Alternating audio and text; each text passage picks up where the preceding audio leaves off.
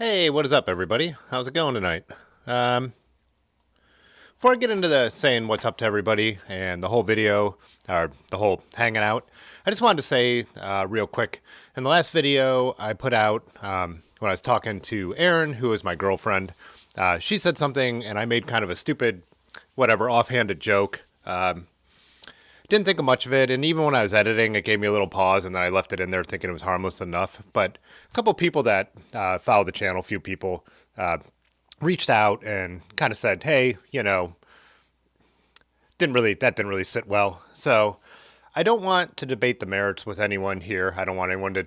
I'm not going to respond of whether it was offensive or not. The fact that what I said bothered people that I like and that watch the channel, that also means that people who didn't comment could have found it upsetting, was enough for me to say I'm sorry about that. I want this, as you guys, most of you regulars know, to be the most welcoming place for cyclists possible. That's why I make a lot of content for newbies, and I like to, share knowledge, and I like to learn from you guys. So I don't know, and this community has been really, really good at that.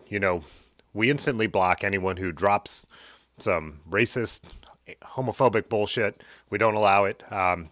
This is going to be, I want it to continue to just be a cool space for people. So I I wouldn't say something like that in a video again. It's some stupid thing I said to my girlfriend, but my GoPro's running and 1,000 people watched that video, and times have changed.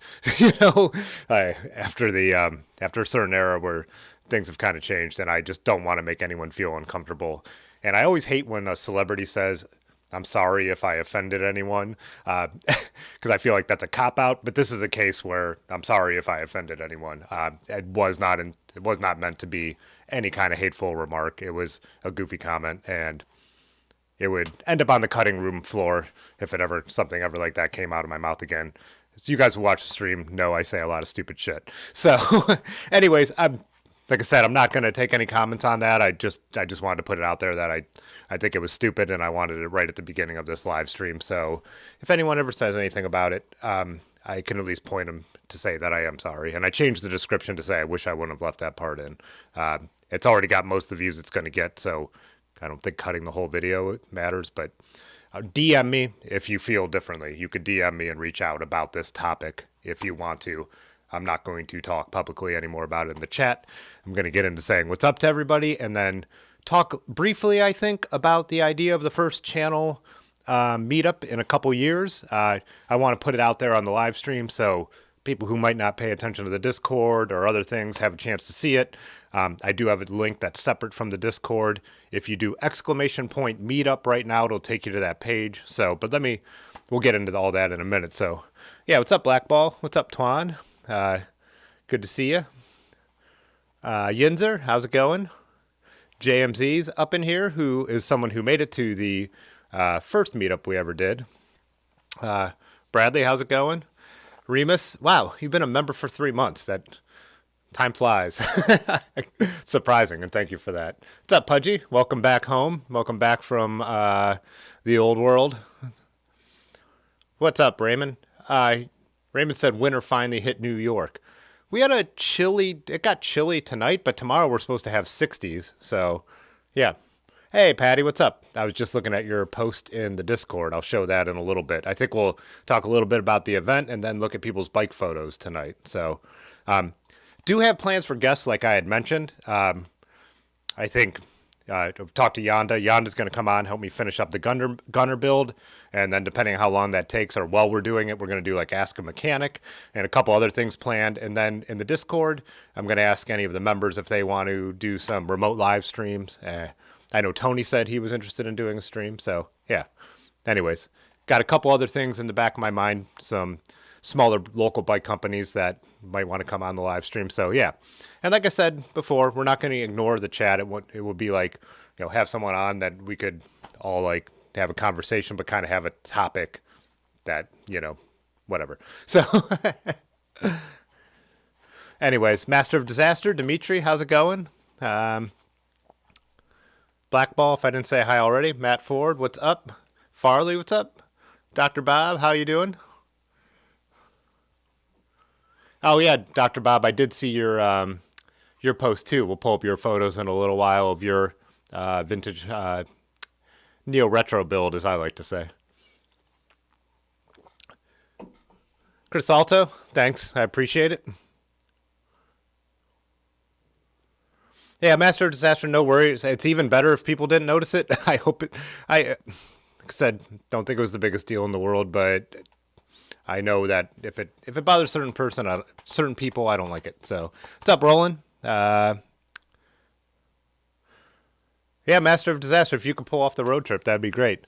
Bob Tilton, what's up? Oh, you got your stickers. Nice. Glad. Oh, Dimitri, you guys got a few more inches of snow. They're calling for snow here a little bit on Friday. Me and Aaron are like, we keep looking at the weather every day because we have Road Apple Roubaix, which is it's a fondo, but it's a ride that I like to go out and ride kind of hard, and the weather keeps changing.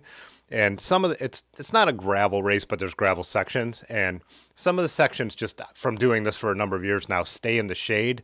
And if it snows on Friday, there'll be snow in those sections on Saturday morning, and I'm just somebody who gets sketched out when I'm not riding, because I want to ride my gravel bike. I got the rally fixed up, so I I don't mind if it's cold. I just don't want it to be icy and stuff like that. So last year we finished on a bike path that was like it's like crushed limestone, and it was like a layer of ice that you had to blast through for the last few miles. It was kind of wild, but yeah. Hey, what's up, Bravo? How you doing? Uh,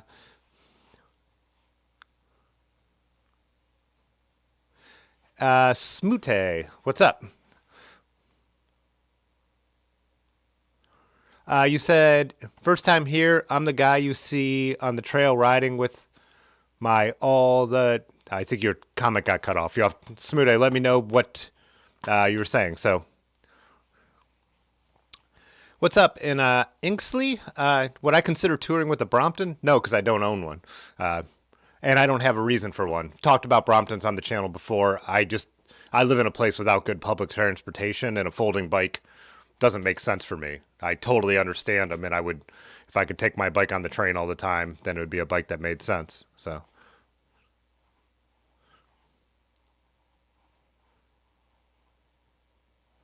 Blackball, you already have an event on the night of the meetup, the day of the meetup. So, yeah, let me drop the link to the website. It's not filled out yet. Like, I mean, I'm just doing the general outline because I want, if anyone does want to plan to come in town, I want them to be able to, like Chris is saying, make that decision. So basically, what's happening is Otis at Dirty River Bikes is having an event. And let me know, my audio shows it's peaking, but I know a lot of times you guys say it's too quiet. So if it doesn't sound fuzzy, if anyone could chime in and let me know if it's all good. I'm using a different mic than one I had on from Friday when I use this one when I do bike builds more because it's a little more of an area mic, whatever. Um, so Otis is having an event at Dirty River called the Otis Roubaix. So my schedule has been all over, and I've planned for a number of rides on my own, and a number of you guys have been asking about a meetup event again. So then I figured, well, this is the perfect chance. So Otis has already organized a cool Akron ride and wants as many people to come as want to come. So I was like, what if I did something on Saturday? Then if anyone wanted to come from out of town, it could make a weekend out of it, or you could do either one. So April 29th would be the meetup here, like my part of it. And we'd meet up here at the studio. Um, I tentatively put 3 o'clock. Dirty River closes at 4 on Saturday, so I was thinking we could, ride from here to Dirty River. Large Marge gets off work at 4, and then, if Otis wanted to ride, then it gives the people at the shop the option to ride.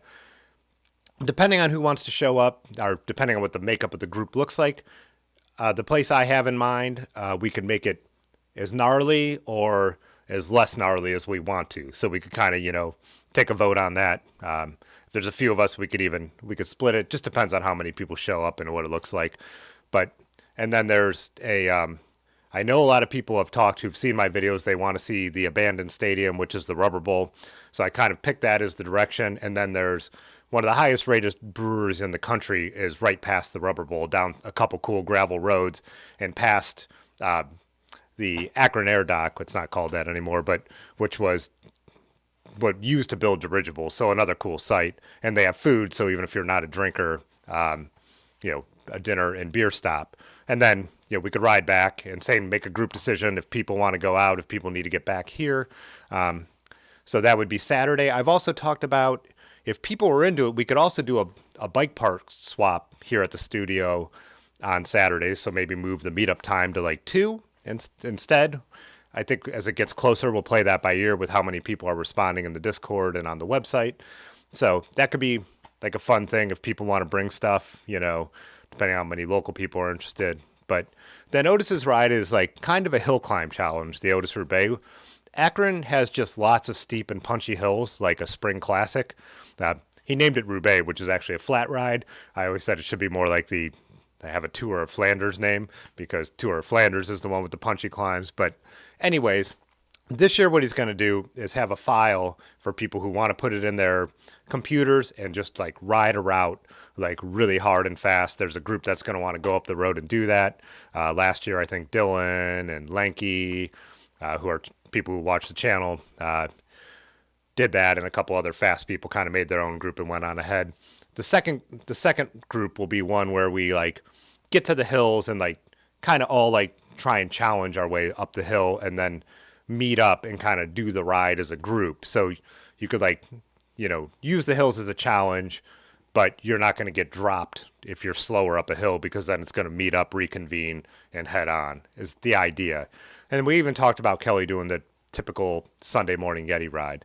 So I know JMZ already had posted in the Discord asking about he needs to find a place to stealth camp.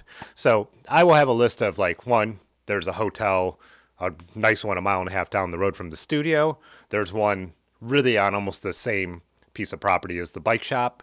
And then there's more budget options. Then I'll share some camping options. So as we get closer to the date, I'll build out that kind of stuff, and I'll even link to some of the places I like around town if you wanted to do stuff on your own Saturday morning or after on Sunday or coming on Friday. Right now, I don't have anything scheduled Friday, but I don't want to make that a part of anything yet, just in case my 2 months out, the way my work schedule goes, I can't be certain that I won't be busy on Friday or have to do a couple things on Saturday morning. But yeah, that's the general outline. I think, this discussion is something that'll pick up. I made its own channel in the Discord so people could ask any questions they have, and I'll add more and more info, like I said, and then a separate web page that you could reach with the meetup command right here. That will get built out with more information as well. So just wanted to get that on everyone's radar, or anyone's radar who is interested. April 29th and April 30th, and either or. The other component, which just talked to Micah, Genuine Article, who does a lot of my designs and my screen printing, about, so if anyone wanted, I think I'm going to do a special color of the industrial gravel shirt logo, industrial gravel shirts with that logo, and that'll be something you could pre-order if you're interested in coming to town. So if you wanted to buy something that commemorates the event, there'll be an option for that. And I'm just going to sell them at cost, not a thing to make profit on, just so we could pay Micah and pay for the cost of the shirts, basically. So haven't decided yet. They're always blue with white ink, and so we'll do something different to make them cool. And we could take suggestions on what people wanted to in the Discord and all that. Anyways, so that was my spiel on the meetup. And yeah, if anyone had any questions about it or concerns, we could talk about that now. For anyone who hasn't paid attention, we're in Northeast Ohio here. So I'm in Cuyahoga Falls on the border of Akron. We're 35 minutes south of Cleveland. So that's kind of the area we're talking about, because I know a lot of people, this is way too far away or expensive to get here. So cool. Oh, Smuda, you said you're the person I see on the trail with your dog all the time. Man, I don't know if that that doesn't narrow it down enough for me. Do you ride your bike and have your dog? Yeah, Dylan, got the rally fixed. Yonda went in yesterday. He was able to straighten the hanger, no problem. The Shimano 105 derailleur I got off eBay was in better condition than the one, the pulley wheels were in better condition than the one I broke. It also amazingly already had the road link on it, the road link I use. So if I had torqued tweaked the road link at all. I didn't have to even worry about it. So yeah, and I just put my old bars back on. It felt weird. I rode it today, just a 6 mile, a swag drop to here in the falls. Did a little like shakedown ride and dropped off some pins, some of the new pins, and everything was good. But it did feel weird being back on my old bars after having those like really light, super flexy titanium bars. So haven't heard back from Carver yet. I don't know if Ben or Dirty River has. So I'll let everyone know what happens with that.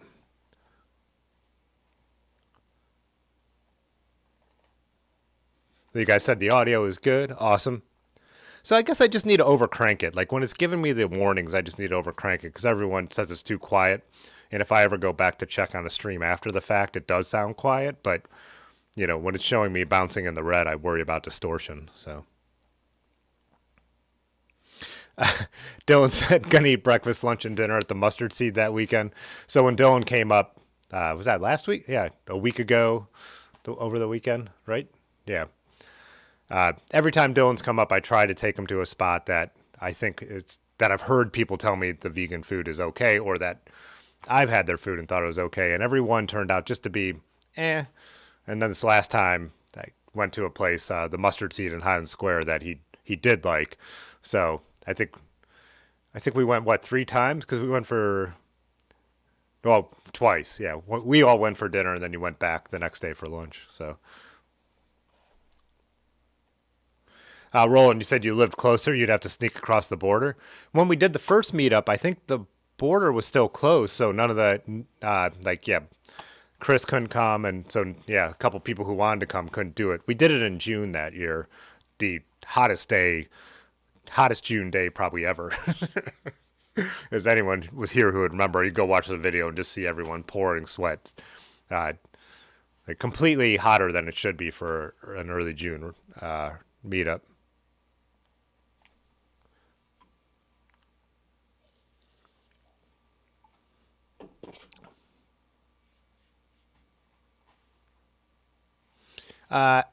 Akirarex.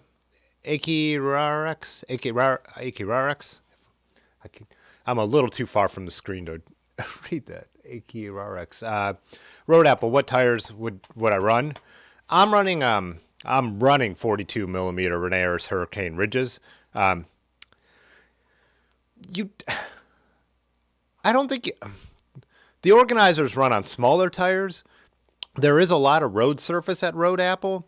One of the problems is the last bit is on that bike trail I mentioned, and you'll like if you've ever ridden a wet limestone bike trail, you know, this time of year, even if it's not frozen, it's all you'll sink in. Like the year I think Large rode his road bike, we had been back and forth, and then he had passed me, and we hit that trail, and I think he was on 35s, and he couldn't keep up with me on my 42s at that point. So I wouldn't go under 42. Tread-wise, not really a big deal. Most, they are gravel roads. There's no single track or anything. There's no mud. So tread-wise isn't a huge deal. I think you want a little bit, like I said, because you have to get through that bike path. But, like they say, gravel roads, the traction comes from, gravel slips on gravel. You could be running slicks. I wouldn't want to do it just because, like I said, the bike trail and the weather conditions, I like to have a little bit of tread. But, yeah. Oh, Patrick, your shirt finally came in today. Nice. That is one of the longest delays I don't know what's up with that. Like I was saying, the spring store, I'm thinking of taking down and just doing everything that I have locally screen printed. It's nice because I could do more designs with the spring store, and it's only print on demand, so I don't need to carry a bunch of inventory. Like right now, the industrial gravel shirts are mostly sold out in almost all sizes. When I do get the special ones made, I'm going to get the old ones made too to sell on the website, but they'll be separate. Yeah. No twerking before 11.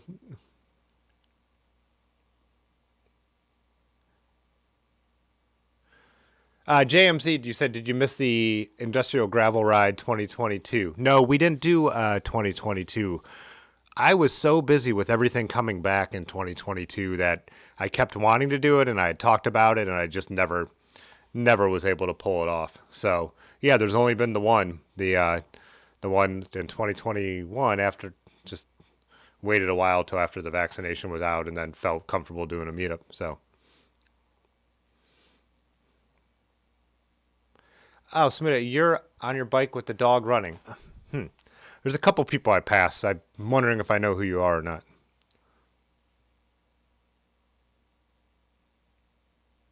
Oh, Jay Dandy, what's up? Yeah, Jay Dandy, you're right. Wind, always the wind at Road Apple. It is. The good thing is Road Apple changes directions a lot, but man, there's going to be a crosswind, there's going to be a headwind. Uh, it's killer. I sometimes think the wind at Road Apple gets to me more than the hills because it's not super climby. It's like I think 42 miles, 2,400 feet, so not crazy. But there are some tough climbs on that ride. But yeah, the wind kills me. I think we were talking in that one video I put up about the wind. A lot of the comments, we were all talking about like there's certain weather conditions and there's certain riding conditions, but wind sometimes is the worst because I always say hills you expect them. You're ready for a hill, you see it, you've planned your route or you've picked a race and you know what the hills are going to be. Wind is something that makes riding even downhill like riding uphill sometimes, so it could be super frustrating.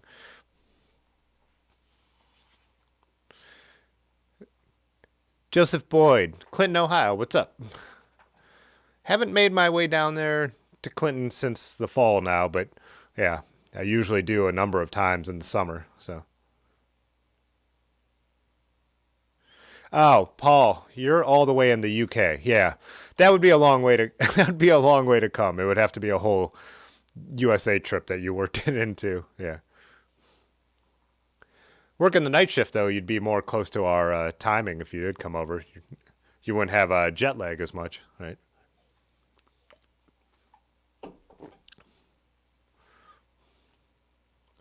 Roland, you don't own a car. Yeah.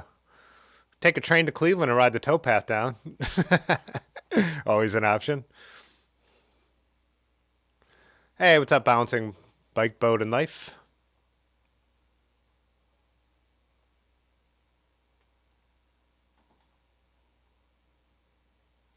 Did I ship it with DHL? DHL, Dimitri. Yeah.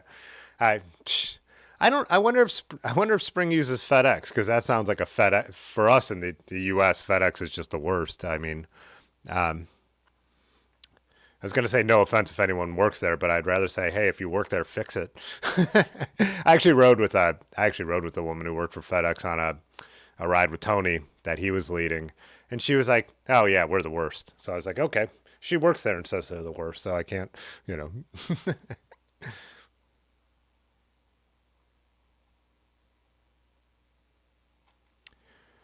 Oh, Josh Hayden had a better answer here. He said someone who sells both and has tried both about the tires. Either would work well.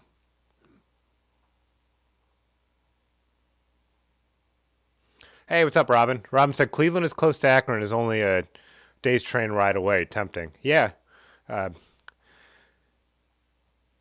the same thing. Cleveland to Akron, there's a lot of crushed limestone, depending on the route you took on your bike. But yeah, if you got into Cleveland, it's only a 35-mile ride from Cleveland to the studio here. So, of course, there's a climb right out of the valley at the end, but it's not that bad. So, Roland said, anyone ever traveled on a tall bike? I've never even tried to ride a tall bike.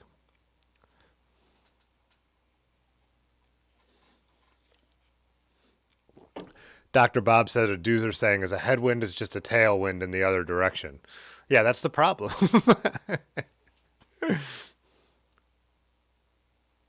Roland said if you knew how to weld, you would try building a tall bike for bike packing. I just watched, I think I was on Instagram today, someone with like maybe someone shared it in one of the chat groups I'm in, like 5 bikes welded together tall, and I don't know, I'm not that adventurous. I like to be able to put my feet on the ground.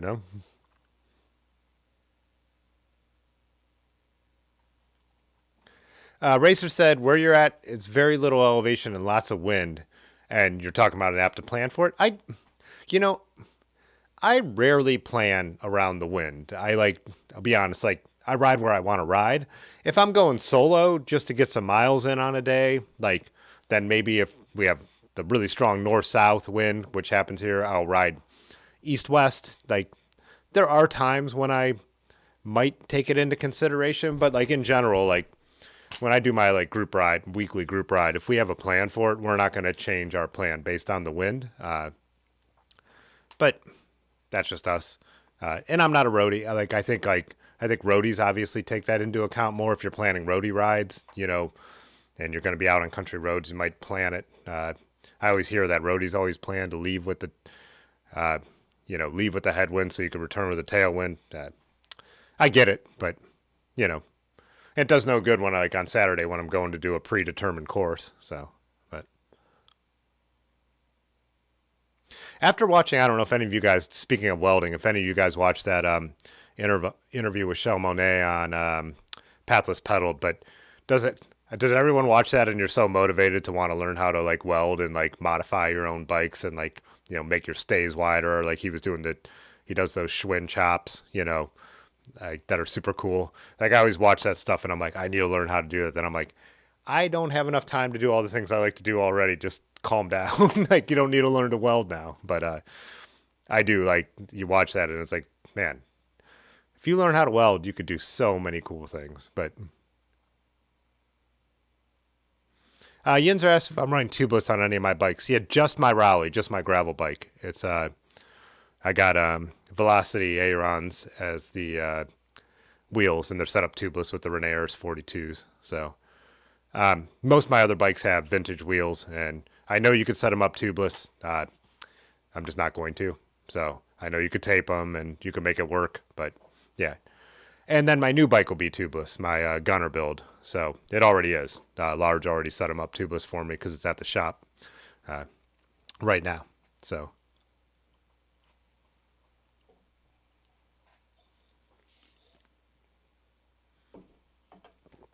I would prefer Yinzer actually everything tubeless. So I just watched Velo Orange just put out a video setting up tubeless tires. They're doing a whole series on building a rando bike, they've done two.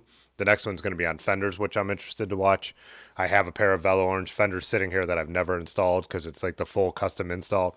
So, but yeah, I'm all about the tubeless. Like, I ride my Raleigh mostly, and then when I ride one of the other bikes, like, which I never thought of before I had a tubeless bike, but I am more concerned. I think it's worth the hassle.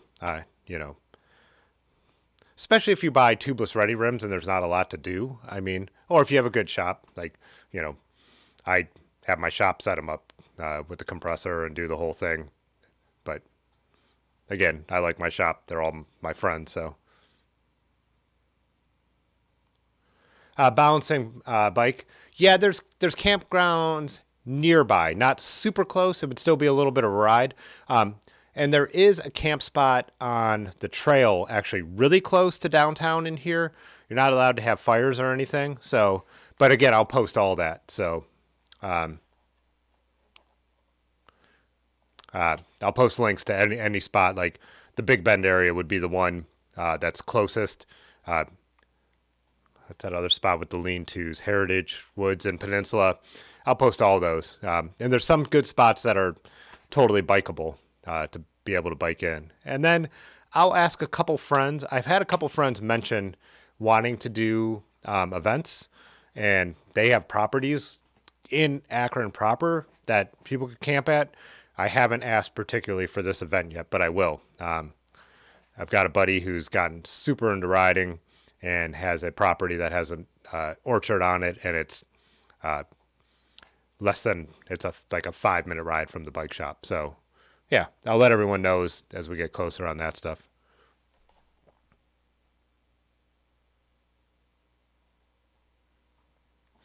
Oh, Joseph, you said you did Clinton to Cleveland and back. That's 110 miles for you in Clinton. Yeah, I've done similar. For me, obviously Cleveland and back, as I said, that'd be a 70-mile ride, but then we always ride around Cleveland a bit. But we've also made a century out of making a loop to go into Cleveland. And then I've also done centuries. My longest ride was going south towards Clinton. Did 130 miles going down to, what is that? A little town called, past Clinton and Canal Fulton. Towpath goes right through the center of their city. Why am I drawing a total blank? Doesn't matter. But yeah.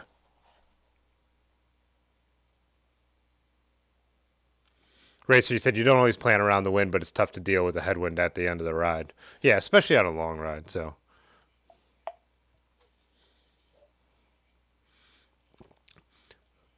yeah, Racer said he'd like to learn how to braze. Yeah, that.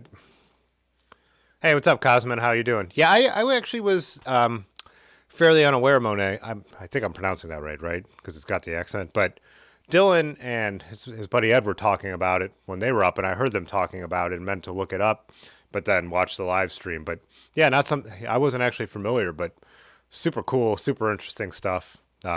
His new production bike that he talked about at the end of the stream sounded super interesting. So,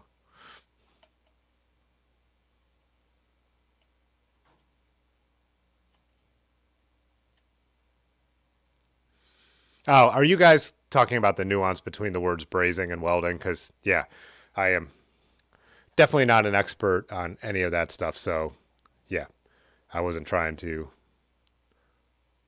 Yeah, and he definitely said he doesn't like filing. He said he tries to make his brazes as clean as possible.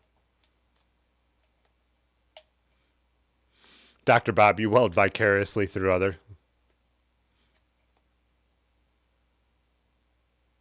Yeah, those Monet exposed fillets look beautiful. I love that style. I know a couple other people do that, but yeah, it's super cool.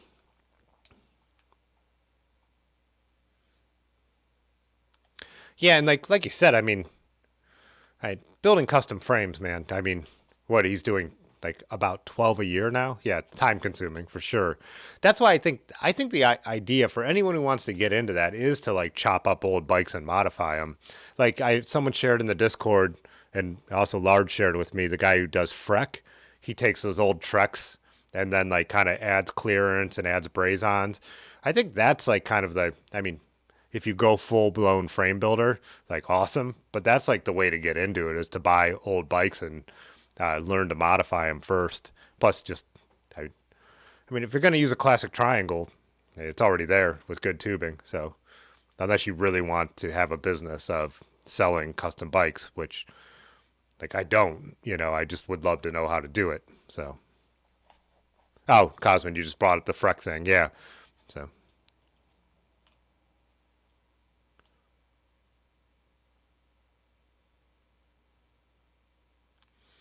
Yinzer said agreed on the tubeless. Only downside you found is cleanup at the end of a session. Yeah, I have clothes that just are permanently have sealant on them. It's not going anywhere.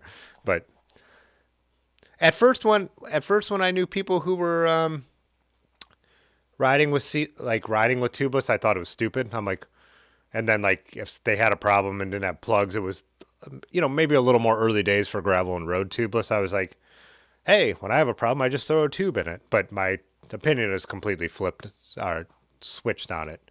Even though only one of my bikes and soon two are tubeless, it's to me the way to go. So, uh, Joseph, no, not Zor, Bolivar. We did go through Zor though, but I was in my mind I was thinking Bolivar.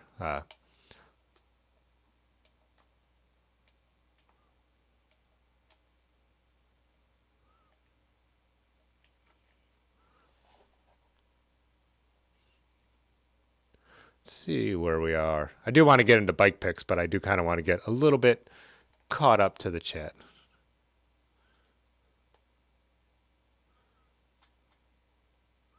Yinzer said on the towpath. Well, the towpath just, I know this is just a nuance, but it's where I live, is only a part of the Ohio to Erie Trail. But regardless, I don't really have a preference on which one I prefer going from Cincinnati to Cleveland or Cleveland to Cincinnati. You know, we only did Cincinnati, and for the record, we only do it to Akron here at the studio because we ride the Cleveland section all the time. So I don't have a preference. After we did it from here to Cincinnati twice, we just wanted to mix it up to change it, and that would change the stops and everything. But yeah, don't really have a preference. I think going south to north, and maybe it's just because where I'm from, would be better because I think the last few legs are going to be prettier. Your last few days, especially if you haven't ridden these sections a lot, once you pass Columbus, are going to be more. Amish country is really cool. The hilly roads around Amish country, and then into the Cuyahoga Valley National Park. is just really pretty and up to the lake. I don't know. To me, I think that's more. I think getting to Lake Erie is cooler, but I don't think you'd. The difference is pretty minor. Overall, I don't think I have a huge preference for either way. I can't remember what Large Marge or Aaron said about it, or Funny Brad, like which way they liked better. But so many things play into that too. Weather-wise and stuff like that. When we started in Cincinnati, we started in a downpour for 6 hours. So,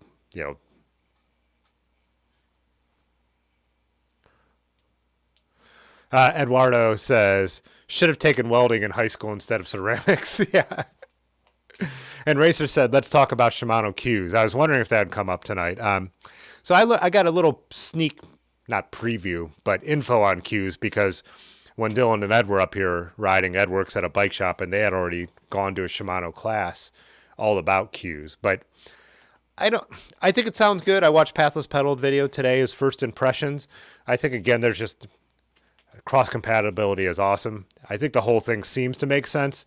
It's almost not worth talking about until we see how it's actually implemented, until Shimano starts putting out more information, and especially the road bike stuff, because I'm a drop 90%, 90%, yeah, at least, drop bar road levers guy. So,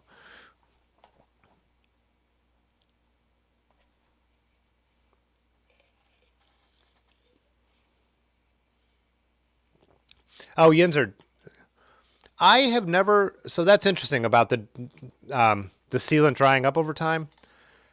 It happens, and I think mine. I've changed tires that have been completely dry and they've gone flat when they were dry. But riding supple tires, I always wear a tire out before I have sealant issues. So far, I'm about 17,000 miles in on the Raleigh, and so I've never had to like really take a tire off. I've always been able to add more sealant, or I've actually dented up rims and had rims replaced. But who knows? Yeah, the nuance of it. I guess it just depends. But oh, Chris Alta said Cues has the worst acronym. I don't think anyone's going to disagree with that. What a stupid name. Shimano is such a huge company, and for their marketing to come up with Cues, I like the nonsense. I mean, I don't know if the names mean anything, but it's the stuff it's replacing, like Olivio and what that'd be like.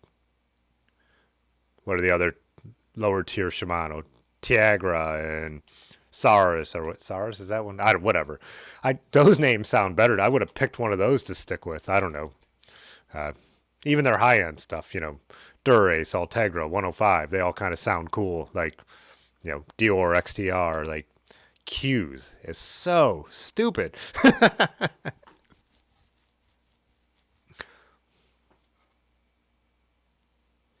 Obsolescence said, so I do want to read this. Brazing, and I've watched stuff on welding and brazing and TIG welding and the different kinds of brazing, and I learn stuff. It has to be repetitive, so it's not. If I don't get into it, I'm not gonna learn it. But brazing is just melting brass like gluing with a candle. Weld is mixing parent metals. It's melting steel to steel with steel. Gotcha. Yeah. So like I worked on a farm, and we had a welder. I think a TIG welder, like that would be a TIG where the metal comes out of the welding gun. It's putting steel out, then you're putting steel together. But yeah.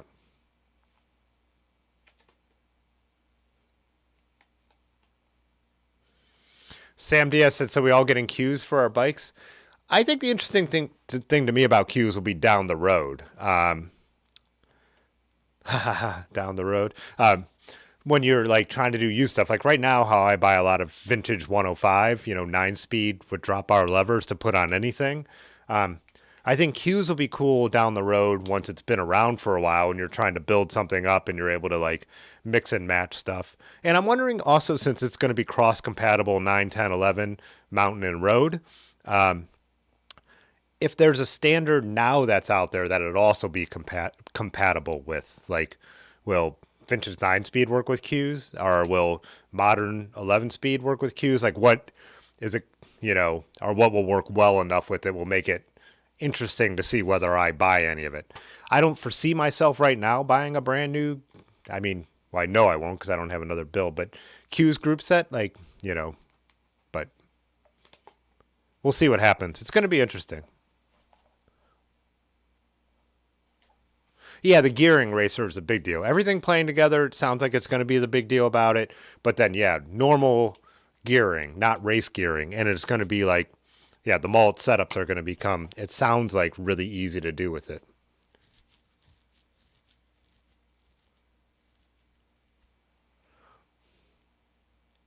Oh, yeah, Pudgy. Me and Pudgy were chatting before he came on about his Ireland trip and where to get some prints made. Yeah, send him along to me or DM me or put him in the Discord for a full vote from everyone, even if only my opinion counts. Because we do have now that you've shot, you should drop some of your Ireland pictures in the photography talk Discord channel and talk about like what you've photographed them with. I mean, I know what you did, but for everyone.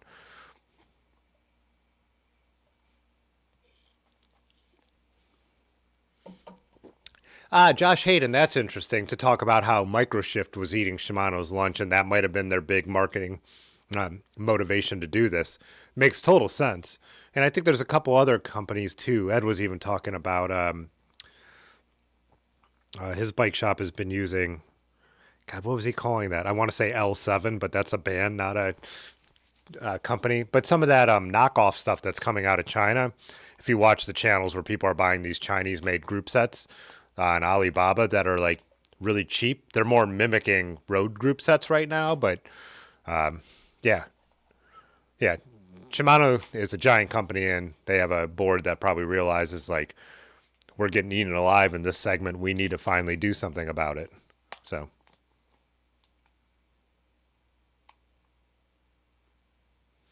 Chris said $150 for decent Grupo is fair.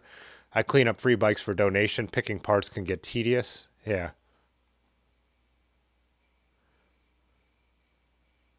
Charles said he has 8-speed Tiagra with Dior crank on your Surly. Works great.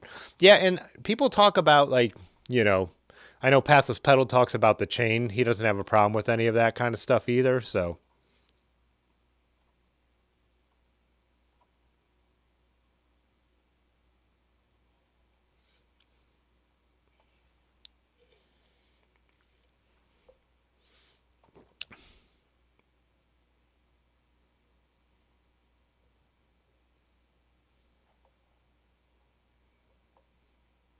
Oh, Pudgy, there you go. Claris, Sora, Tiagra, Olivio. Yeah.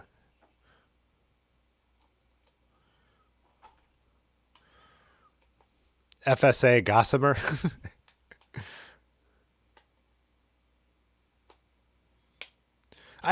Charles, I agree. Seems like Shimano caused the problem, then claimed to fix it. But I mean, isn't that what companies do as they get giant, right? Shimano was the upstart ones changing everything for the better for a while, right?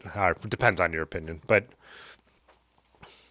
basically taking on Campy and making group sets affordable, and then making group sets do stuff they had never done before. And then they were the big guys, and the decisions started getting made in the boardroom instead of by the engineers. And so, yeah, that's how it goes a lot of times for companies, right? So I feel like that problem with the camera companies a lot, being a photographer. There was a little while there where Canon was so like, you just felt like what they were doing is boardroom decisions and not, people who did not truly understand what photographers wanted and what the market needed. But they've seemed to have corrected course huge too. So yeah, I was about to jump ship. I did read a lot of the welding comments, but I'm going to try and keep up, and I do want to get into bike picks here. It's only 9:44, but yeah.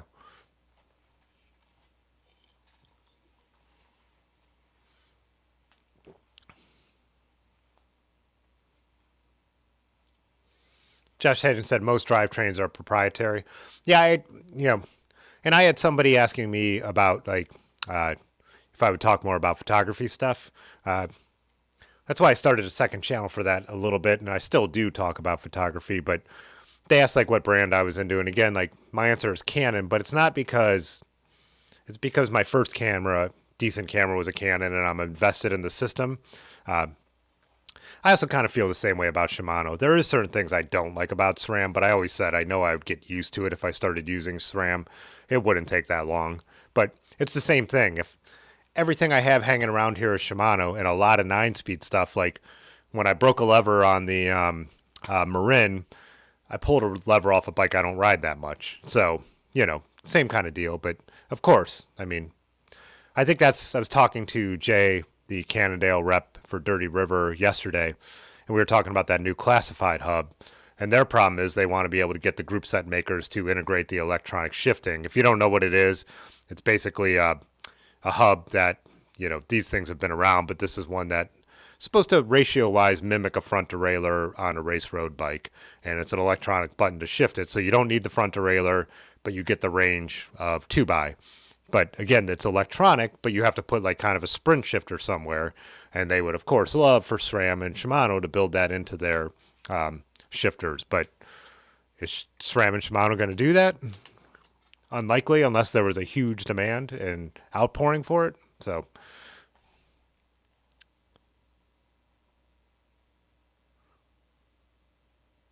oh, Jay Dandy has a good point. They don't want it to sound cool. They offer it, but prefer you desire the cool sounding stuff and upgrade. I mean, that's not that unrealistic. I think they do. Like other people were saying, their lunch is getting eaten by other brands, cheaper brands, and so they know this is going to go on some bikes that people are never going to upgrade. But I think you're also right that I do think they know that people are aware of all the different tiers, and you know, Ultegra, everyone knows is cooler than Tiagra. Like, doesn't matter if modern Tiagra shifts perfectly fine. So, oh, Josh said it won't be cross compatible with older drivetrains, according to Shimano. We'll see, because they did talk about it being a new chain, and like I think someone mentioned whatever they're calling the new version of Glide. But again, like people are saying, they're mixing stuff that's not supposed to be mixed. People who shift friction can mix all kinds of stuff. So we'll see what really happens when it comes out, when people get it in their hands. Oh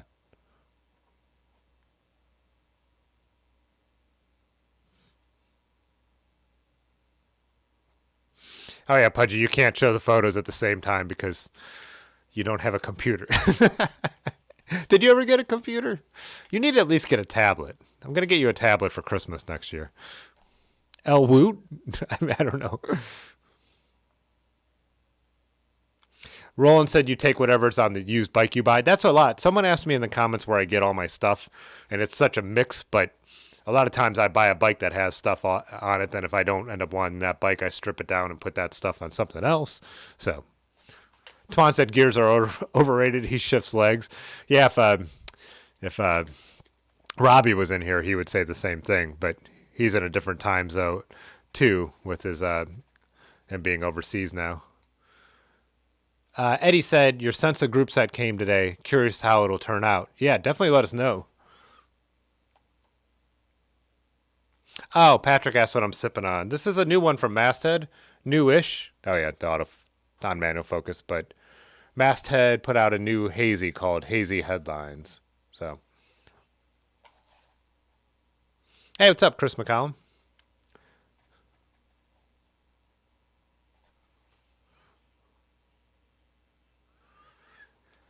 Yeah, Yenzer. I went. Yeah, I do wonder if SRAM will react, or if they've already had something in the works, and so they'll speed it along. So,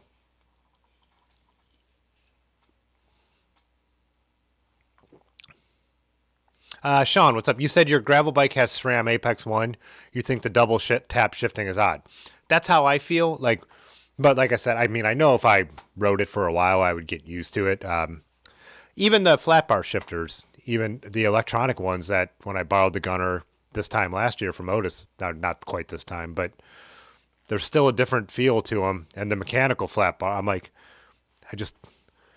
Shimano is so intuitive to me, and I'm like, is that because I always used it? Probably. So, but yeah, the double tap is really weird to me, and I find myself looking down way more. But again, I know I'm in the minority on this channel by far with being a Shimano fan. Everyone gives me shit all the time, but yeah, so.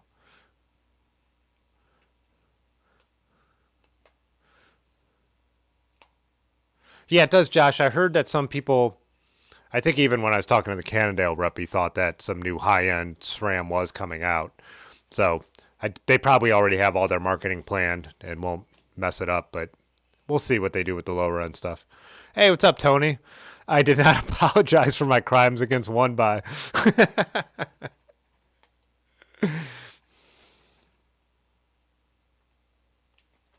Yeah.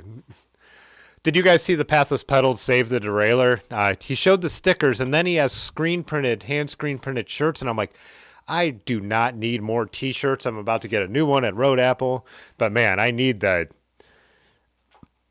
save the front derailleur shirt. Even though I don't like his spelling, but yeah, I absolutely love that because I only have one bike without a front derailleur, and it's a single speed that I built up for commute, just like simple commuting, like high bars with the Technomic stem. But all about the fronts, doubles, triples, you know. And people saying triples don't work. I have great luck with my bikes with triples. So, and my old one that had finally quit working, I put a bar end shifter, friction shifter on it. So, you know.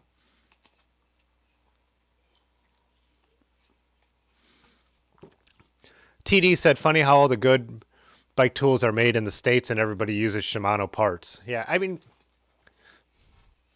Shimano really did burst on the scene with they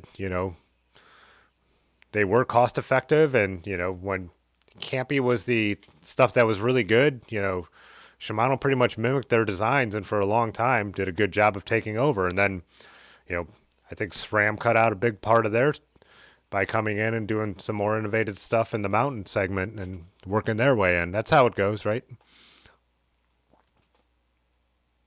Oh, Tony, you're sipping on a masthead too? I was I know Tony, you mentioned one or that you'd be willing to come back on. I was thinking of asking today, but I just wasn't sure because originally me and Yonda were thinking we'd do it today, and then we pushed that back till all my parts would be in. But yeah, we need to do a stream again for sure. You can maybe bring the gunner by or something like that as you get close to building that up. Tony has a vintage gunner, so. Paul said new Tiagra is awesome. Yeah, Aaron switched out vintage Altegra 9-speed vintage. That's a relative term for the Tiagra group set because it's much easier to shift. Her wrists were actually hurting a little bit. The Altegra group set I actually put on my Marin that she had, and I don't know. I guess I'm tall, so I probably have bigger hands and it doesn't bother me. But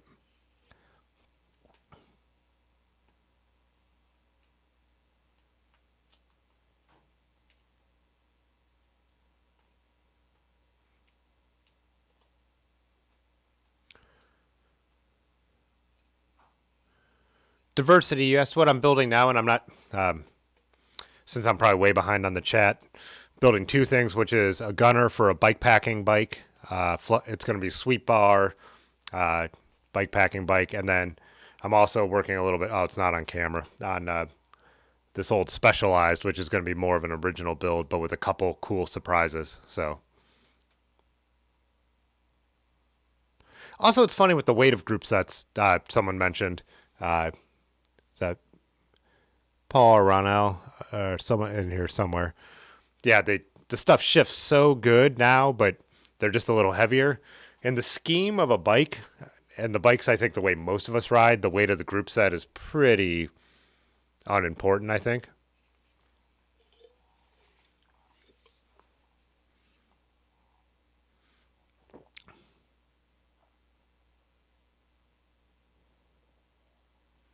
Oh, what's up, Large? Large said 12,000 miles on his Apex derailleur so far. Hasn't snapped yet.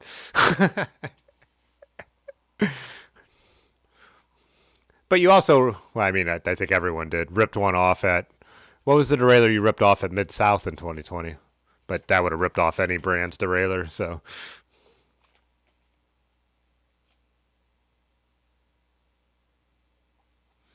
Oh, Bradley, you're doing on your build. I mean, I think I'm seeing this on Instagram, right? Velo Orange Rando cranks 4630 and then 1136 in the back. That's a perfect range. Wow, I'm surprised we have so many Shimano fans in the chat. The early days of, well, the first couple years, a few years of the live stream, I was, yeah, there were not many people supporting me with my Shimano love. I do like the SRAM as US, but whenever anyone gives me shit, I always joke that I have more US made bikes than any of my friends. So by far, one in the cases is having one would be a lot more, but my winter bike's American made. My vintage truck is American made. My new bike, my Gunner, is American made. So, you know.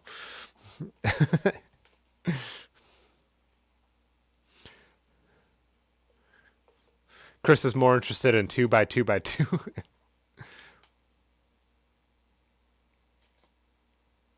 Sun Tour Superb Pros. Yeah. I do have some strong light cranks, but I don't have any of the higher end Sun Tour stuff. I have some of their mid range road and lower end stuff.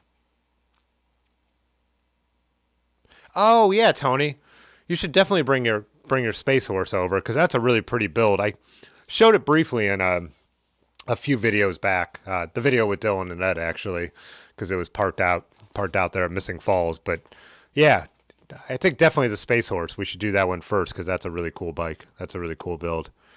I think you did a really good job with the one, the build's just good, but the aesthetics are really really cool. Robin says loves Shimano 3x9 stuff. Like, yeah, I mean, toured across the state a couple times on 3x9 Shimano. Did break a chain, but that's not the group set's fault. And just was careful not to cross chain it after we pulled a couple links out. So, hey KM Car, thanks, I appreciate it. Glad you're here. Gunner is a brand, Paul. So Gunners are Waterfords. Basically, there's the old Waterford Schwinn factory. When Schwinn stopped making high-end U.S. race bikes, Richard Schwinn, the grandson of the founder of Schwinn, bought the factory that they made in Waterford, Wisconsin, that they made the high-end Paramounts at, which were their custom race bikes, and kept making custom road bikes, lugged road bikes. And then they brought out a brand Gunner to do, I guess, internally brazed frames. I believe air hardened steel brazed frames, and then do some more unique designs. Like mine's a touring bike packing bike, not a touring bike, and yeah, mountain bikes and stuff like that. So you could get them fully custom, or you could get them kind of off the shelf, but they're all handmade in the U.S. So. And they'll make them as custom as you want. So, like mine, Otis is the one who ordered it for himself. It's their Rock Tour Adventure, but then he had them put boost spacing on it for more clearance. So, yeah, look them up. Definitely cool. I've done a video explaining a little bit of their history, and as I get mine built up, I'll talk more about it in a couple more videos. By the way, but yeah, they're made in the they're made in the Waterford place workshop, which is cool.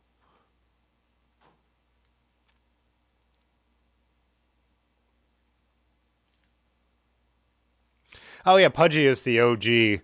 Well, Pudgy's just the OG, but he is one of the Shimano guys as well.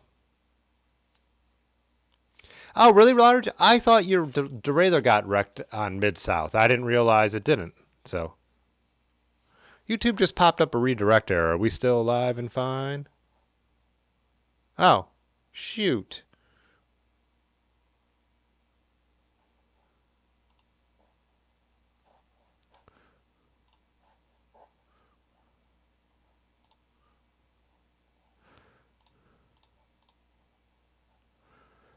Let me know if you guys are seeing me. Oh,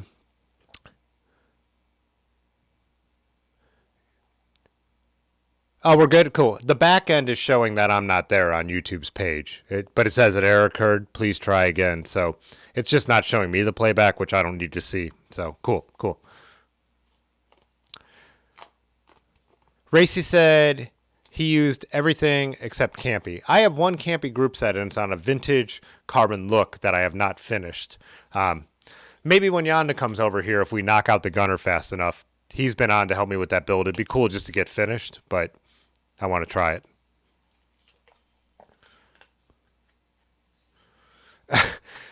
Pudgy says F Campy, happy 10 p.m. I'm going to get into the picks right now, but before I do, to say our buddy Albert just got a Speedwagon build up, and it came with that Campy, their Ekar, their gravel group set. He's still getting used to it, so he's not sure of his opinion yet, but I'll be interested to see what it is. Yeah, since we're still good, I'm not going to mess with that playback thing. We'll just let it roll. But yeah, let's look at some bike picks. I'm just going to start at the bottom and go work our way back. But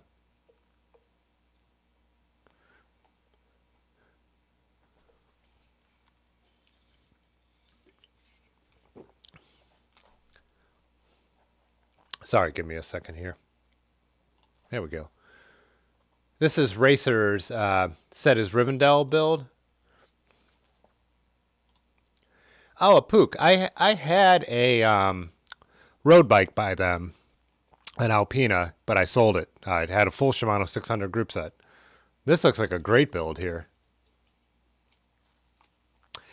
I also decided I need to, when I pull up the pics with the delay, I need to just BS for a minute and sit on it so you guys can see the pics before I move on. It's an annoying thing about doing live streams.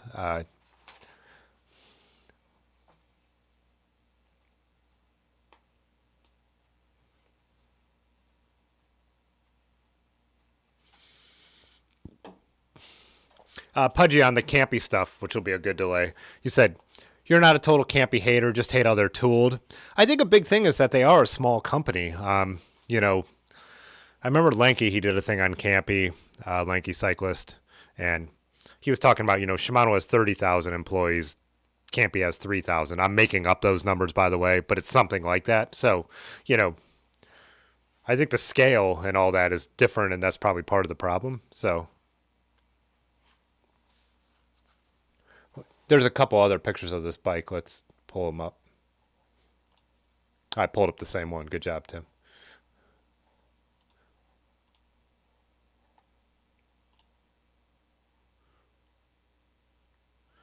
One thing I want to do with this Specialized, the vintage stump jumper build, is set up cannies myself on it.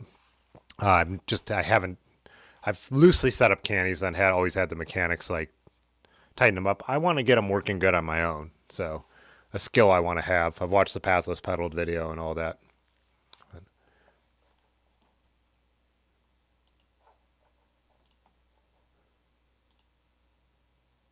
Oh yeah, mine had the same head badge too. My road bike did. Oh, that's 4130 sticker. I've never seen one like that, but that's cool. These are the kind of nerdy things.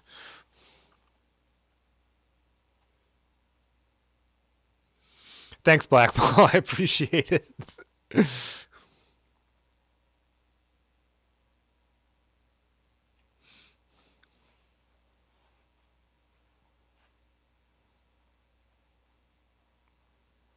Yeah, I really dig this. Oh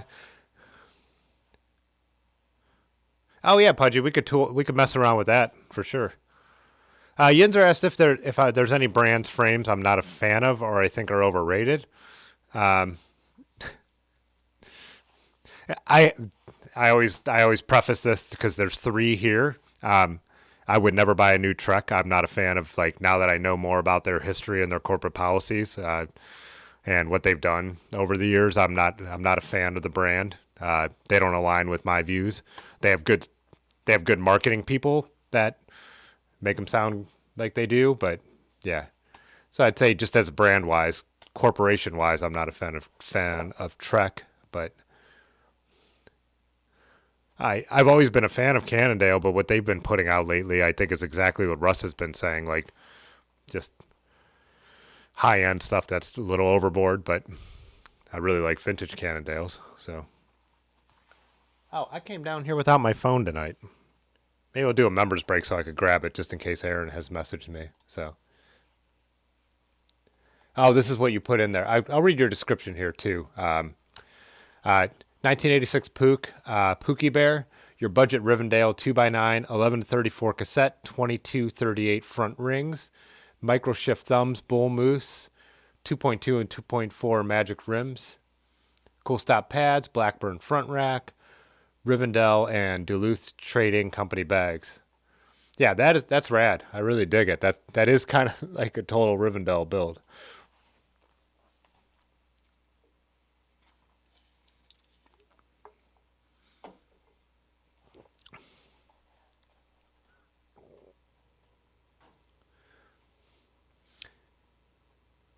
Altunis posted this at 9:05 p.m. Said beautiful day in the sun in the bike pics.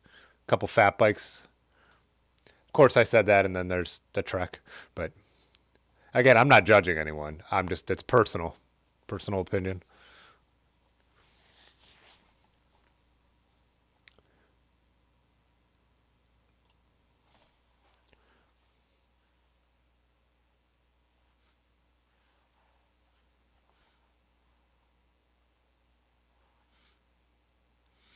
TD said Cannondale's dented too easily. You gave him up.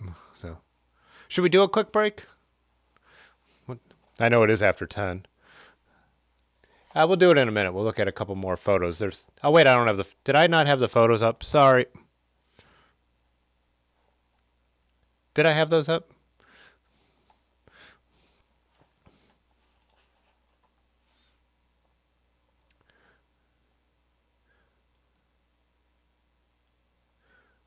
Like I said, I do like this paint job a lot, though, on this Trek. I've seen that fat bike before, and I love that paint job.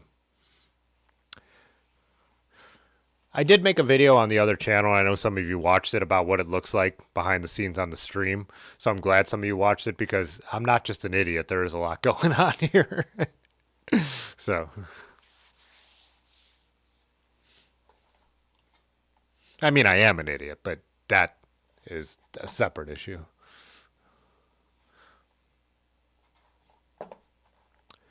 Yeah, it's funny because I'm like glad we've had a mild winter, but I still did, and I've talked about this on the stream before. I did want to do a couple snow rides. Like I did one, I think, one slush ride that didn't really count. It was just slushy roads, and then one actual snow ride where uh, it was also really, really cold, and I just didn't have a great time. I was really hoping for one of those 30-degree, 29-degree days where the towpath is just perfect to ride, and the moon's out. You don't even need your headlights. But yeah, we've just had nothing like that. I mean, I've barely touched, I think I've touched my snow bike 3 times. So,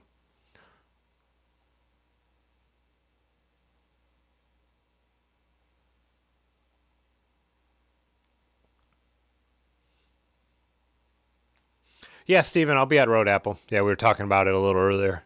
So, to the point with Gunner, so many acquisitions, it's hard to piece together who owns who anymore with modern bike. That's why I like a lot of the small ones. I mean, Gunner is Waterford. It's just a different brand of Waterford. They're, small company. I don't have a problem with Q brands. I mean, they're pretty clear who owns Q. But yeah, like you get into like Schwinn, they're owned by some, most Schwinns are garbage bikes now, right? Motobacan, they're not, they have nothing to do with the French brand that used to, someone just bought that name. So sorry, Dimitri, trigger warning. I think we have an exceptionally long delay tonight, but I can't tell anymore because the thing froze up on me like I was showing. So Farley said you bought a good amount of winter gear to ride this winter. Haven't had the chance to try it. Yeah. There's still been some cold days I've gotten out. I mean, even today wasn't freezing, but it was chilly. But yeah, snow wise, yeah, if you bought studded tires, the good thing is they don't go bad. You'll ride them, maybe next year. We'll see. There are some decent Motobacons I've seen, though. Denise looking out, her touring bike isn't a bad one, but they're not. They have just nothing to do with the French. Even Raleigh. I mean, try and go to Raleigh's website right now. I have a beloved one, but they're like, yeah, I think they've went direct to consumer. There's barely any information on their website. They try and play off their English heritage. It's not an English brand anymore. Like, so whatever. Oh, this is Patty. He was saying he did a 24-hour race with a 6-person team, but that they got lost and spent a lot of the time bushwhacking, trying to bushwhack their way back to the trail. And he rode his MB2, his newish MB2. Oh, very new actually. So look at the mountains in the background too. Very cool.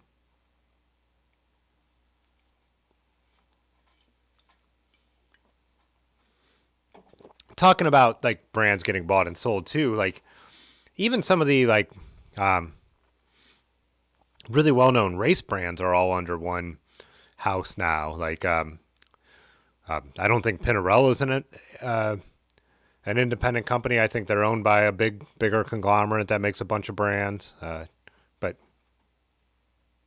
most of the stuff those big brands make, though, is darn bikes that interest me that much, anyways. Did you guys see the? And I'm pausing on Patty's photo for a while, but did you guys see that new Envy frame set? It's $5,000 carbon gravel bike frame set. I mean, Envy, is a company I don't, as far as I know, don't have any problems with. They make nice high end wheels and forks and stuff like that.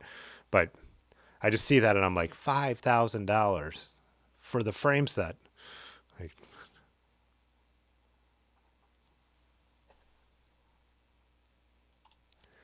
so yeah, read a little more of his description here. Yeah, did a total of 14 laps on a 17-mile course. So yeah.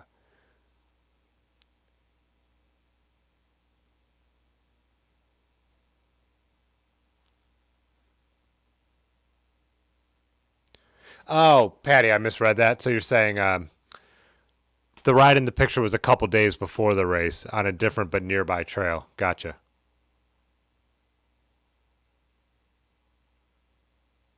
Oh, and the race route was well marked. Okay.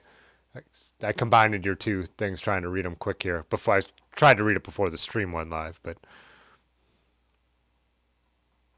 Pudgy said he thinks it's cool Envy is doing stuff domestically and in house, and I understand that's why it's so expensive. But yeah, I mean, I think a lot of us, I thought of us probably like Envy wheels or Envy forks, but I can't say a $5,000 carbon gravel bike is something that I envy. Just over the top for me, and I think most mere mortals. So. Oh, then Dr. Bob dropped his first photos in here. I want to read a little bit of it before I bring them up because I can't see both. But 90-ish Bianchi steel frame. This is in the Discord, but we'll look at the photos. He described the whole build in the Discord, but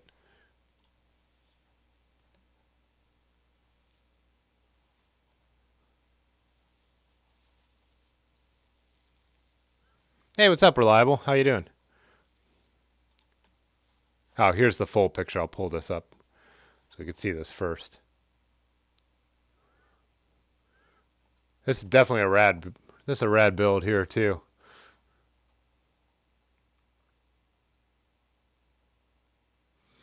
Charles says he knows a dude who has an MB1, which is too small for him, but he refuses to sell. Yeah, I was talking to. Did I bring this up on the stream? We were DMing, but Brent, who owns All Around Cyclery in Hudson, so not far from here, and I've done some rides with him. He has an XL1, but I guess it's rusted beyond being able to be built up like structurally. But same thing. He's like, I just like to look at it. And I'm like, I haven't asked him yet, but I'm like, should have him bring that by the stream just to get a look at an XL1, or I get a look at it in person. But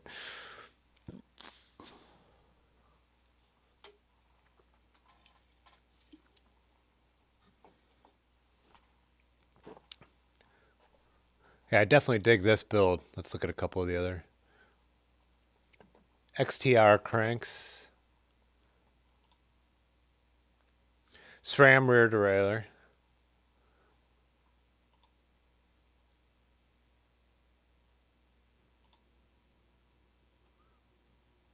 Oh, that's a great basket with like a separate like little drink holder in there. I love that.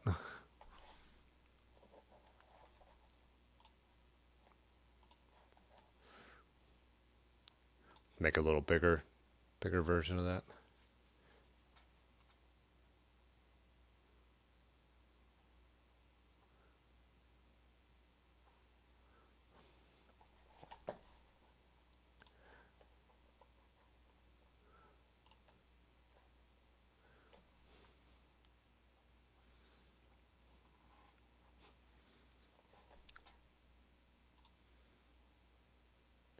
Yeah, it's a very cool build. I like it. I love the lug too. And the matching spacers and stem, how it all kind of ties it together. It's really cool. Yeah, and even like picking the right color cables. Yeah. Hey, what's up, Joshua? Welcome. Looking at some bike pics.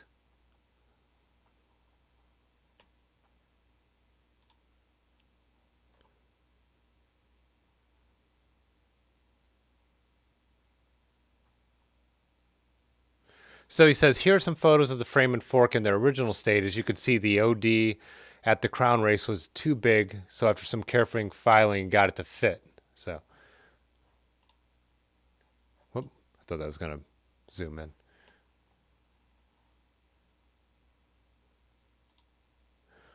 Nice. Yeah, what a cool upgrade. What a cool, with the paint job and everything.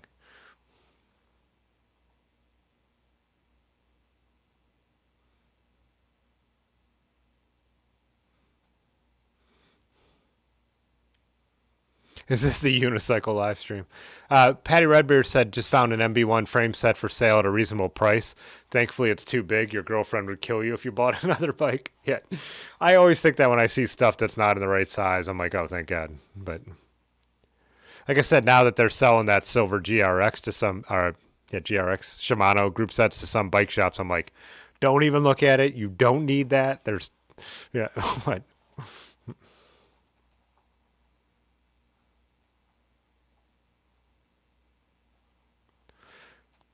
Does anyone ride recumbent unicycles? Is the real question. I've never ridden a recumbent, but I always talk to people on recumbents. When we're out on tour, I always see people out doing it.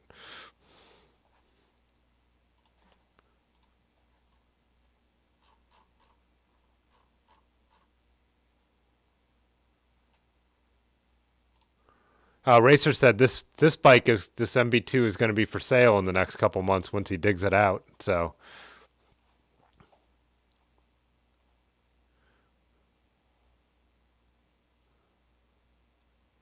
I like it.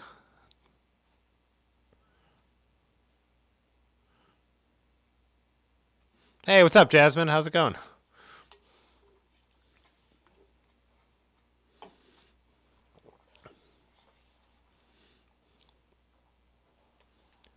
Just looking at this rad MB1. Let's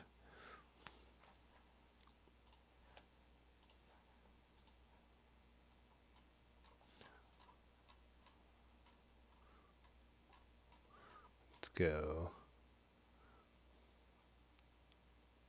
Oh, here's Sam Diaz posted. He built up a, let's see what bike it is, with a Clydesdale fork. Whoops. Nice, Sam. If you're still in here, I'd be curious how it rides.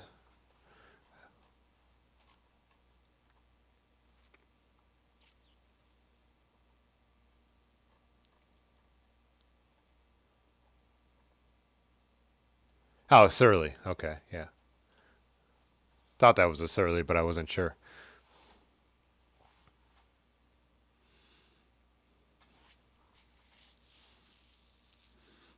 Chris, no seat, just the way Tim likes it. Who was just telling me? Someone was just telling me a story about busting a seat and having to ride a long way. Oh, someone stole their seat. Who was that? Oh, Ben. Different Ben I know from Yeti Squad at Dirty River was telling us about how he had left a bike at a train station. I think overnight when he got back, someone had stolen his seat, and then he had to ride like a. I can't remember how many miles he said it was home from the train station with no seat. So, man.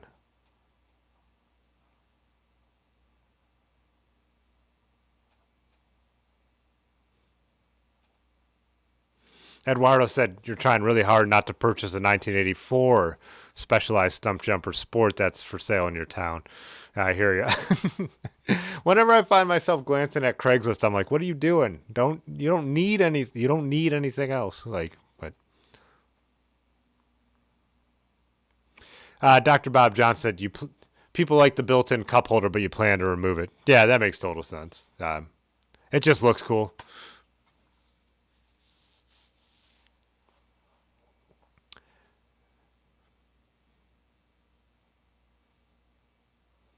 20-inch Pudgy? All right.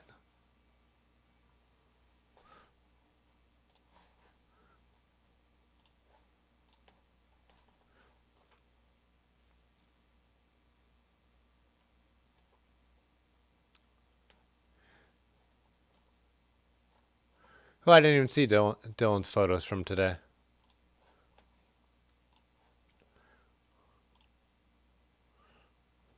Well, I guess I only looked at a couple things before the stream because my buddy Dave was over here. We were trying to fix more leaks in the studio. So that was my evening. Even put lights outside as we were wrapping up. But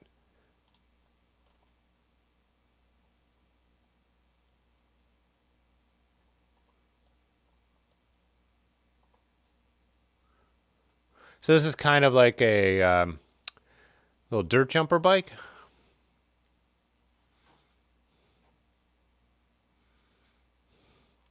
Oh, Charles, you rode 3 miles with no seat. I had, when I first built up my Peugeot, I bought an NOS seat post that was supposed to be French. Well, it is, even with the markings, but on my whole ride, it kept sinking lower and lower. So I had to ride back with my saddle way too low. But I've never actually busted a saddle or a seat post or got one stolen and had a ride completely without one. So.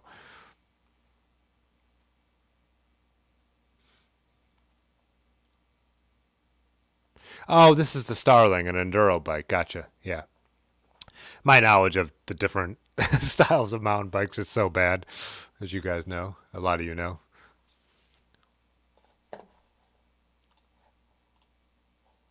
Oh, wow. That looks like, yeah, some gnarly stuff.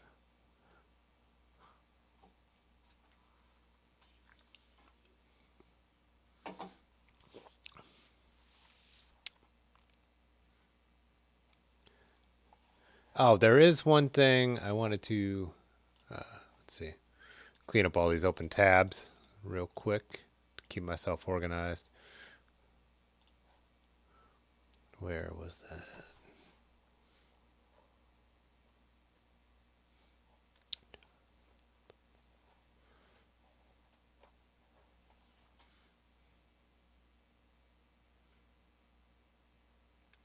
All right, Jasmine. Thanks for jumping in.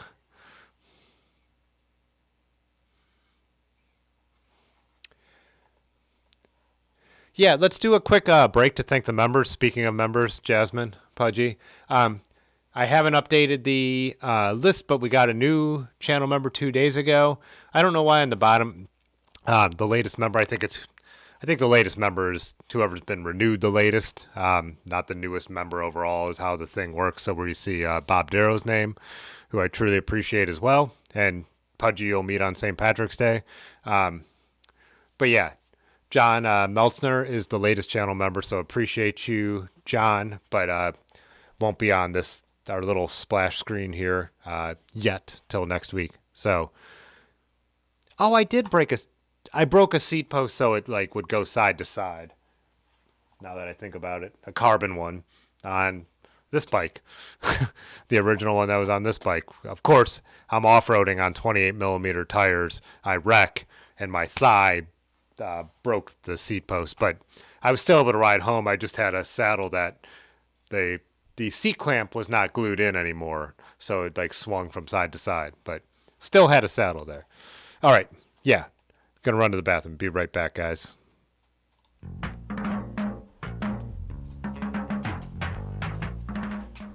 We are going to take a moment to thank our channel members. The channel member support is what makes doing all these streams possible, and there are no ads on these streams as they appear live because of the support of the channel members.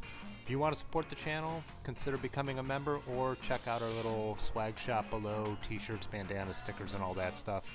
Or at the least, just hit that like button for us. Alright, we will be back in one moment. Thanks as always for watching.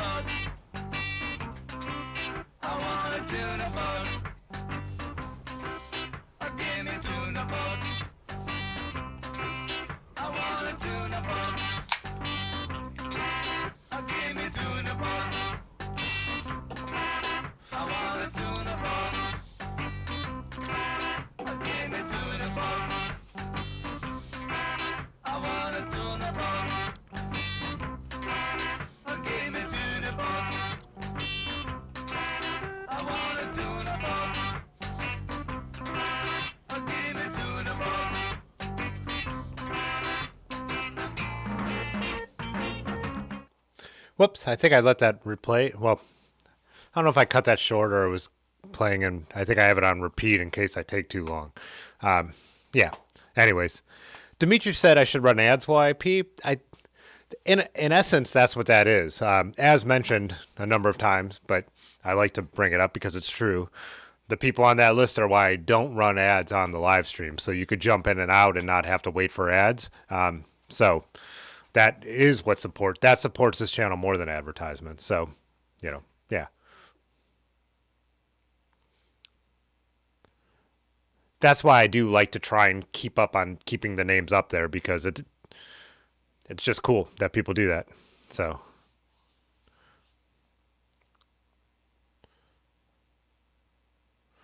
10 HP, what's up?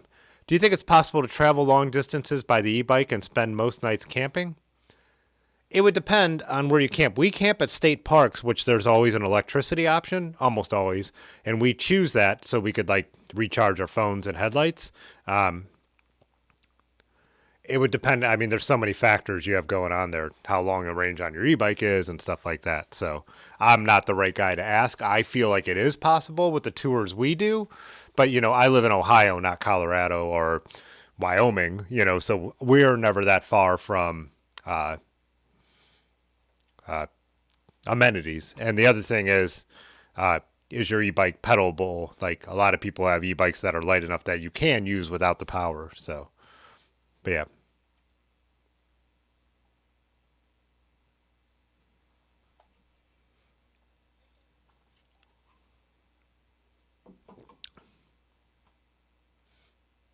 Oh, Blackball. I have the Tuna Boat design. I just need to get those stickers made. I wanted to get them made. I just ordered some more industrial gravel stickers because I'm out. I was going to go get those made at the library because they're one color and square. So it's really cheap to do it that way, and the quality's fine for what those are.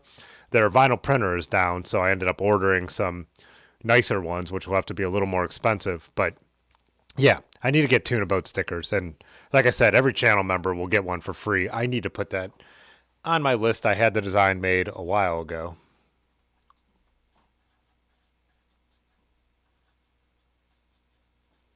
Yeah, I bring down my notepad for my list of things to do. That's usually on my desk upstairs for these kind of ideas. But yeah. Poor Cup. Oh, yeah, let's bring up Twan's bike is on here, too. I don't know if Twan's still in the chat. I know he was here earlier. But he said it was a library run for his daughter. That's a cool looking single speed. That's an all city, right? Yeah. Yeah, practical bikes like this I'm getting more and more into. Like, obviously, as you guys see what I ride. And, doing, similar bars on the gunner. And I think I'm also, by the way, with the gunner, deciding for how I'm going to ride it for bike packing. I think I might do a video discussing the options before I build it up. Because I was originally thinking I'm just going to go get one of the Velo Orange rad-nearing racks and put a walled on. I think the rad-nearing rack is the one that works well with the walled basket. But now I'm not sure. Now I'm thinking and then put my Roadrunner bag in there. And now I'm thinking, wait, do I just use my Jack the Rack and my Swift bags? I don't know. So I think that might be a cool video. But looking at this just reminded me of I love the practicality of having a basket bike, which I have with my Marin now. And then I also think the Stump Jumper is going to have a practicality to it as well. Oh, this is the all. Oh, Twan, what's up? They said this is the all city big block. Soma Sparrow bars. Those are cool.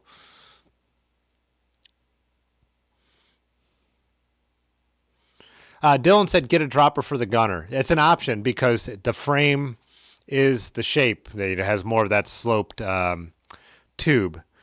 Otis told me I could get. I think I'm going to start without one, and I might get one if I end up liking it for mountain biking. So, Josh asked if I'm doing much traveling this year. Yes, I'm signed up for a number of events that'll have me traveling. Higher Ground in the fall, Hodag with Jeff Frayne in the fall. Gonna do Nutmeg. We usually do a big trip in July, and then anything else will just be as I could fit it in. But to me, that's a lot of traveling, but U.S.-based traveling. So Patrick Farley said, don't forget to add 15 weeks for stickers. Stickers are fast. I send them myself. I send stickers out almost every single day. So, yeah. I mean, as ordered. Like, people don't order every single day. But, yeah, Farley, you're the one who got screwed. But that was spring. That wasn't on me. So I can't do anything about that. TD said he has a 90s Raleigh Serengeti mountain bike with Tange Infinity tubing. Bit small, but potential for customizing. Yeah.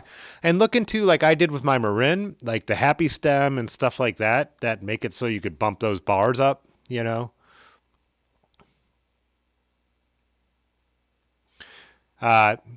Chris said front basket is more practical. Front racks. Yeah, so having like kind of like the towny bike where you could pick up. There's another photo of his bike here. Let me pull that up while we're chatting. I really liked. I used the Marin on our tour last year, doing the Gap and C&O with the basket and the, like I said, the Roadrunner Velo Orange basket bag. I really like that because the way you could really overstuff it, and then you could also attach stuff to the outside of the basket if you need to. I really did like it, and it's way more accessible. Like Paradise style bags, like the Swift ones. They're nice because they have side pockets that you can get into, but to get into the main compartment is a stopping thing. Whereas getting into my basket bag, I don't have to actually stop riding to get into real easily. So, yeah, I did like the basket a lot for tours. And then I also put on one of the Velo Orange Roadrunner. They make specific feed bags that go on the side of the basket. And on the tour, I use that for my lens, an extra camera lens, so it would be accessible. But when I use it around town, I keep my lock and my saddle cover in there in my wallet. And so the stuff I want to get to really quick, you know. But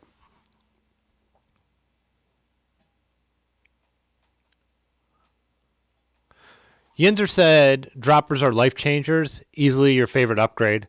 Um, and then Dylan happened to probably type at the same time. Droppers are fun on gravel bikes, even just hill bombs on pavement. Yeah, because who was it last year? The winner of Milan San Remo, a professional road race, used a dropper.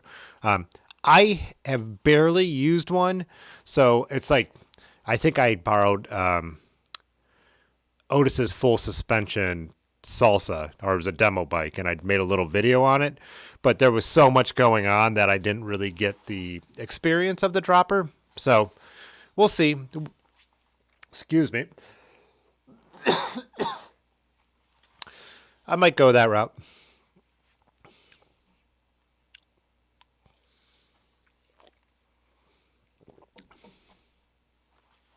Oh, Velo Orange Happy Stem. Yeah. It's a.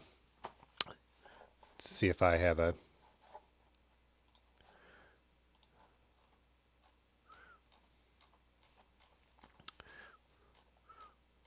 See if I can get to my bike pick and the bike picks. Maybe not.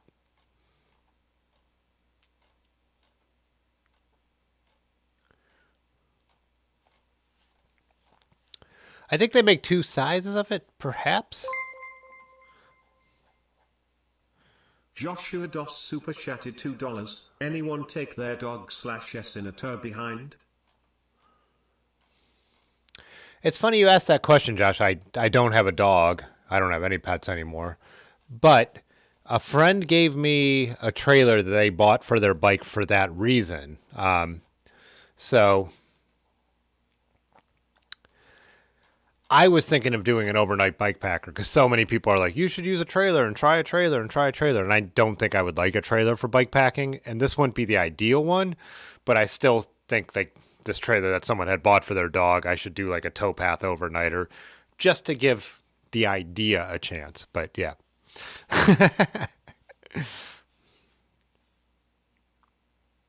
Roland said his dog always wants the leads.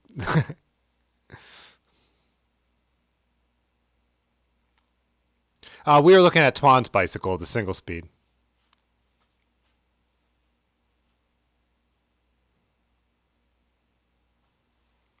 Uncle Tofu, what's up? You said droppers kind of messed up the aesthetics, though. I wish Thompson still made one.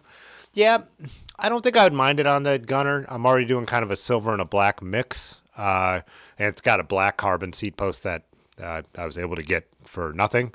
So it was an SLK, and I actually have black markered out the red letters already. So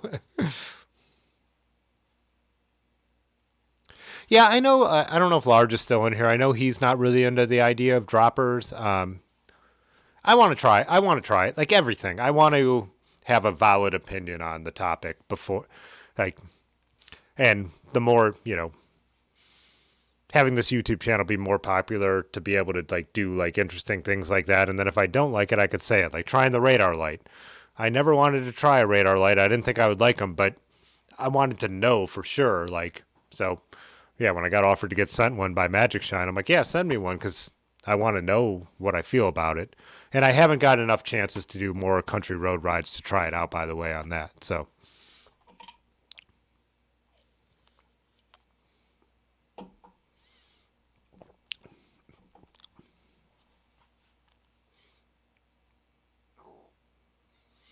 Charles says he knows someone who bought a cargo bike to transport their receiver.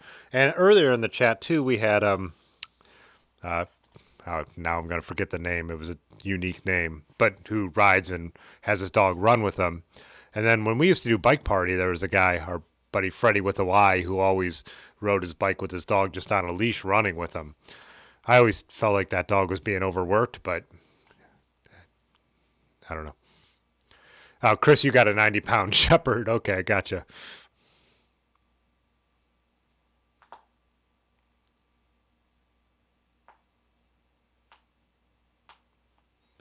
Yeah, it's funny. I'm like I said, I'm kind of not a dog person. Like I grew up with a dog, but I've never had one as an adult because I like to be able to leave and not worry. And like with my cats, when I used to just take shorter trips, I'd put out extra food and water, and the cats were fine.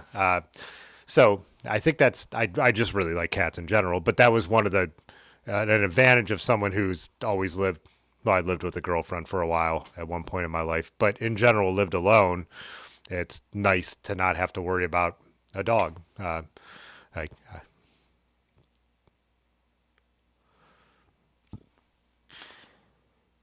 I get how dogs are better companions in a different way. For me, like the freedom of nothing. Like when my cats died, I didn't get new cats. I remember my dad going, "You'll get new cats," and I haven't because I'm like, yeah, now it's total freedom over here, and I'm glad Erin got cats because I absolutely love her cats, but I don't have to do any of the work. So I can't. I'm surprised like a kitten hasn't come across my path where I'm like, oh my god, because I just do think they're the cutest things in the world, but. Anyone carry a keg in the dog trailer asking for a friend? I will make a video with the dog trailer. It won't be a dog, but I think it'll be an interesting video to make because.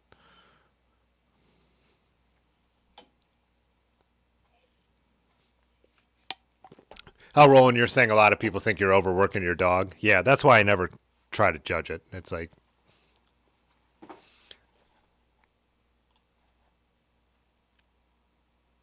Oh, I was going to pull up. Let's look real quick before we get back into bike picks. So Pudgy just got back from Ireland. What, last Friday?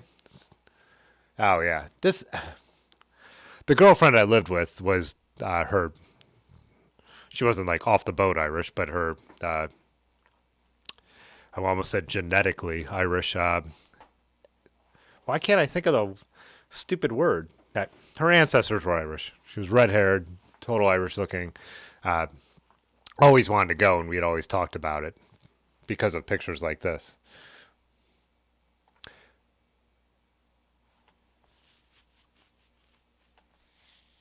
For those of you who don't know, on the early streams, this channel hadn't become a total bike channel yet, so I was still talking a lot about photography. So me and Pudgy would, and I was using my 5D4, and what Pudgy, you have the 5DR, I believe.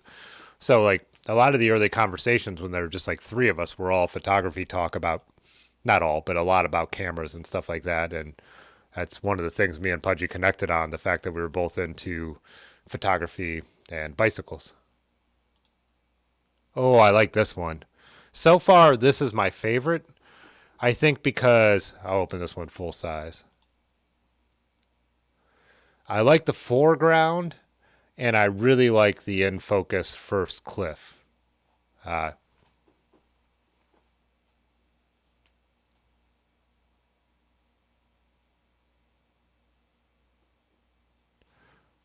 hey, what's up, J Danny wants a nap.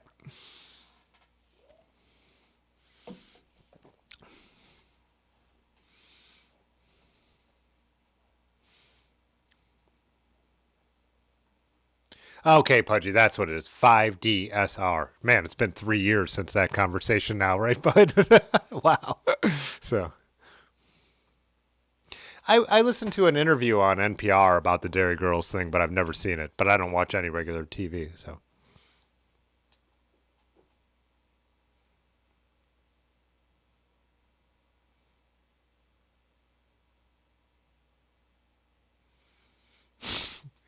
Dr. Bob, you're not wrong about the cat thing. Cats just have personality for days. I know they don't, they seem to not care about people. Cats are just have so much personality in a different way than a dog does. Dogs are there for you. They want to do stuff. They're fun. Cats just are so intriguing to me. I don't know.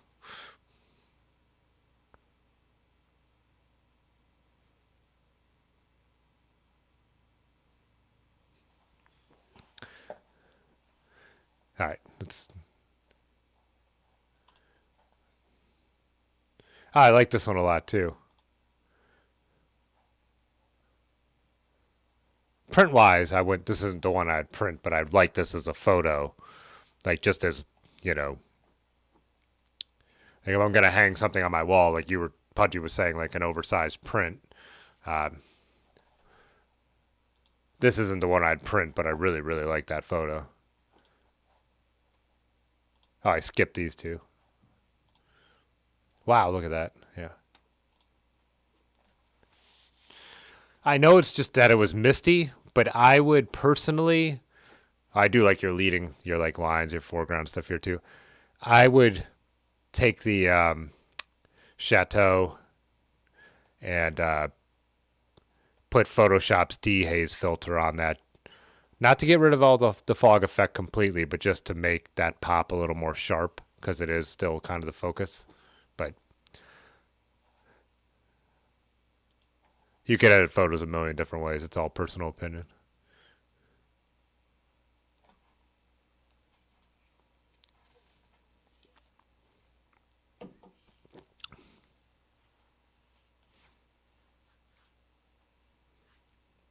Oh, Patty, you said you hitchhiked from Belfast to Donegal to Galloway, if I pronounce that right, to Dublin in the summer of '94. Nice. Wow, amazing.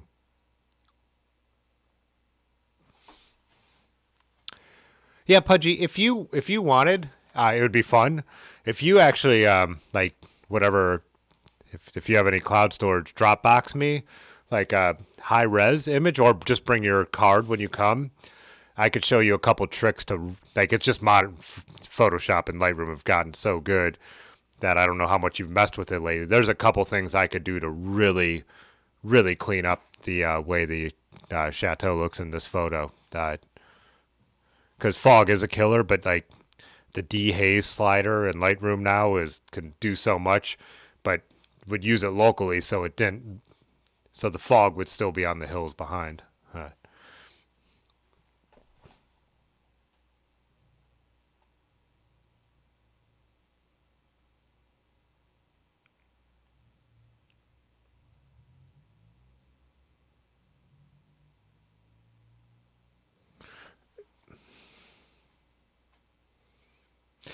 Jay Dandy, dogs or cats, Velma or Daphne, you make the call.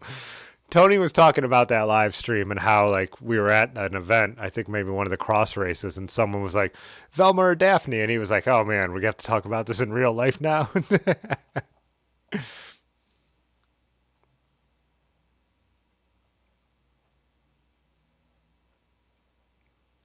Dimitri said blurry is more artsy. I mean, there's a case to be. This is the scene as it lied. You know what I mean? Like this is what it looked like. I feel like from your processing, there's not a lot of over processing or anything going on here. But yeah, I mean, it's all personal opinion. Like it is a dreamy, foggy scene. I would still use a little bit on the building now. What I know I could do in Photoshop to pop it. It wouldn't be overboard. It wouldn't change everything, but you know, like kind of adding some edge sharpness to that building and stuff, I think would still be cool. But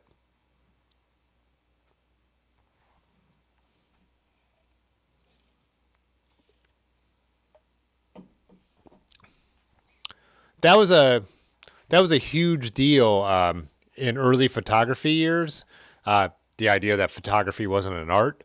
So there was a big thing. I'm trying to think of the name of the movement, but they were rubbing like Vaseline on the lenses and stuff like that to make them more blurry and painterly like the images. And I don't like that era of photography at all. And that's not talking about what we're looking at here and comparing it, but like early on for photography to get accepted as an art, a lot of photographers thought they needed to make everything look more artsy. So like there's a lot of blurry pond scenes or lady in a little boat, and it's all kind of dreamy and blurry and hazy.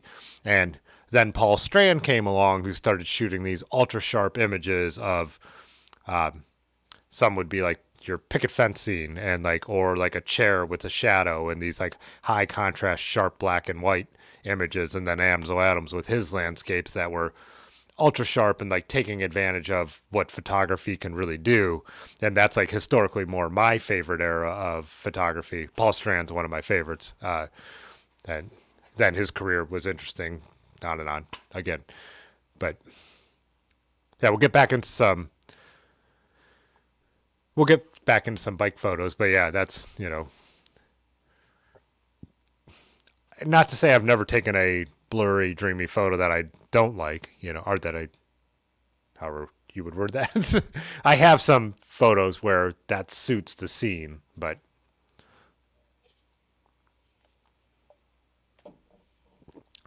hey, Josh. So, Josh, you said, what does everyone think about touching up photos or leaving them alone? How you captured is how you stayed.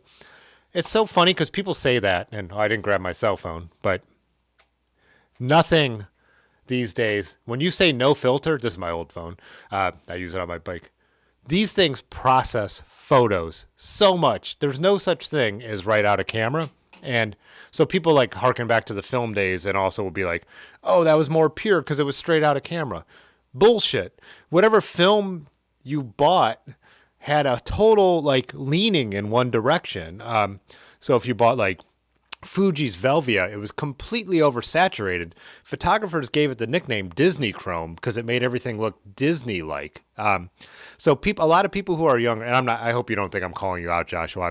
I'm a passionate photographer, so I just go on and on about this stuff.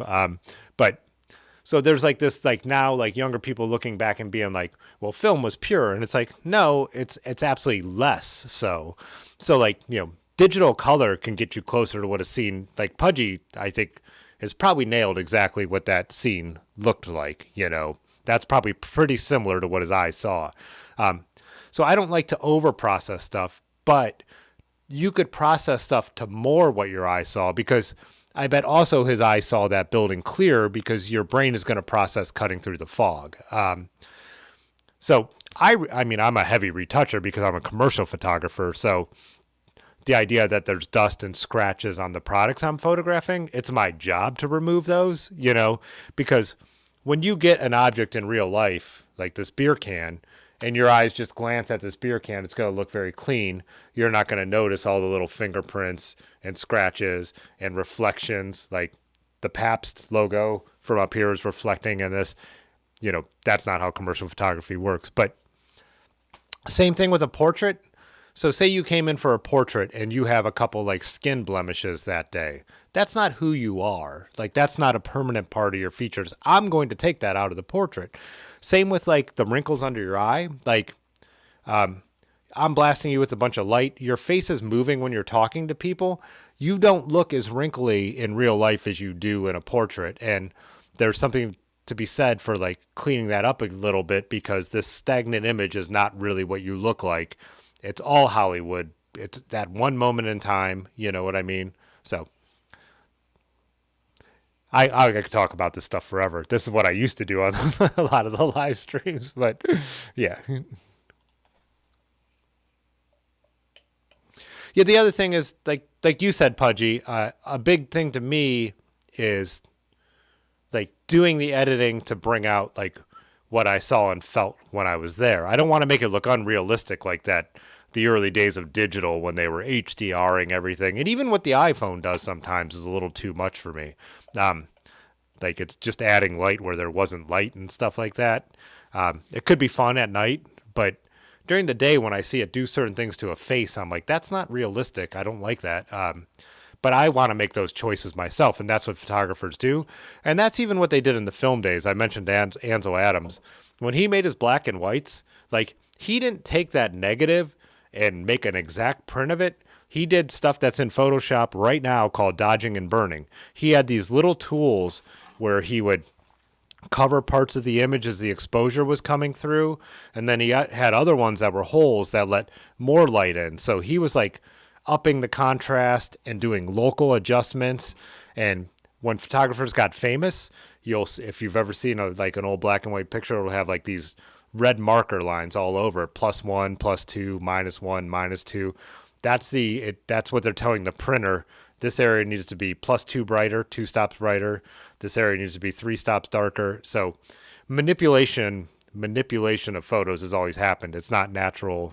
Anyways, black and white is not the way we see the world. So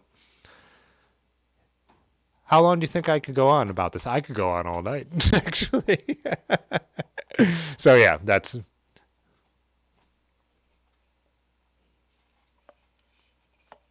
And it definitely depends on what you're doing.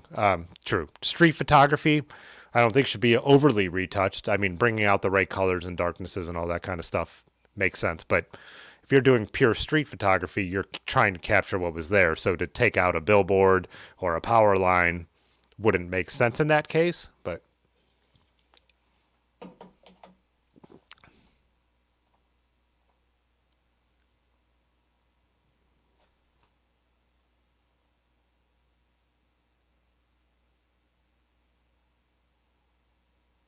oh, so I missed diversity. Diversity to thank God you're not that wrinkly. Um, I might have missed the earlier point as I was rambling. Uh, but Yinzer said, Tim, do you have any vintage bike component photography or know anyone who does? It'd be cool to see how parts have changed over time. That'd be a cool project. I have put different parts I've acquired in like my studio setup and shot them like really high quality. It would be fun to do more of that. Like even I was looking at my exploded rear derailleur that I, ripped off with the stick.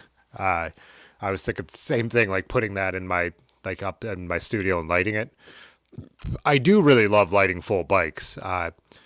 If you scroll back to my Instagram a bit, excuse me, a few years ago I did a whole like setup with a gray backdrop and a special lighting setup and like shot every bike I owned at the time. And I'm glad I did. And then I wrote a full description of what it was and what the build was and shot them all in 3 different angles in the same way with this cool lighting setup. It'd be cool to do that again now and update it. But yeah, the parts thing would be cool. Dodging, darting, and burning. Are we talking about fast times at Richmond High?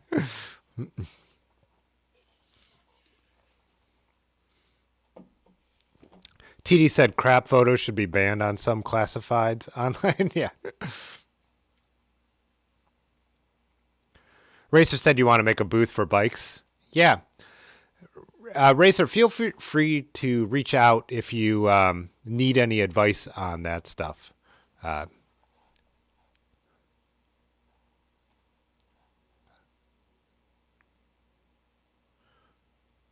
Uh, Blackball said Tim and Mark Matai could have a hell of a debate on portrait photography. Yeah.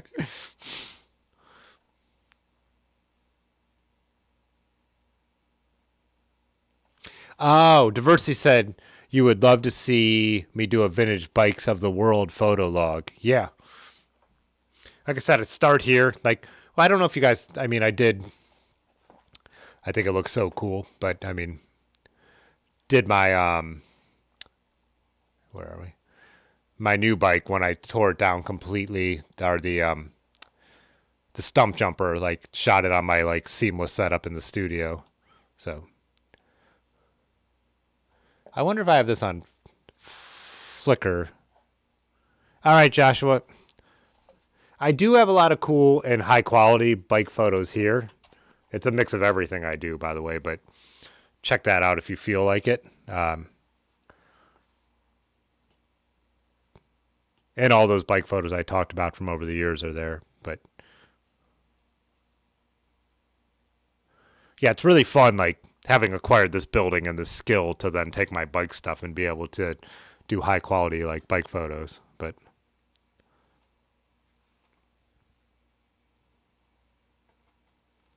also, Racer, I was going to ask, I don't, and this is totally up to you and no worries if not, and I can't remember if I did ask before, but just with all your bikes and all your knowledge,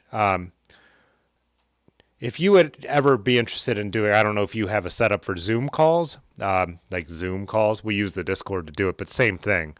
So I don't know if you have a decent webcam or any kind of audio, but if you were, but I mean, iPhone headphones work as well. It'd be cool to do a stream if you were ever interested. And I don't know if you want to be on camera, but if you ever felt like being on camera, you could, I would do a live stream with you if you wanted to talk about all your bikes and stuff. So.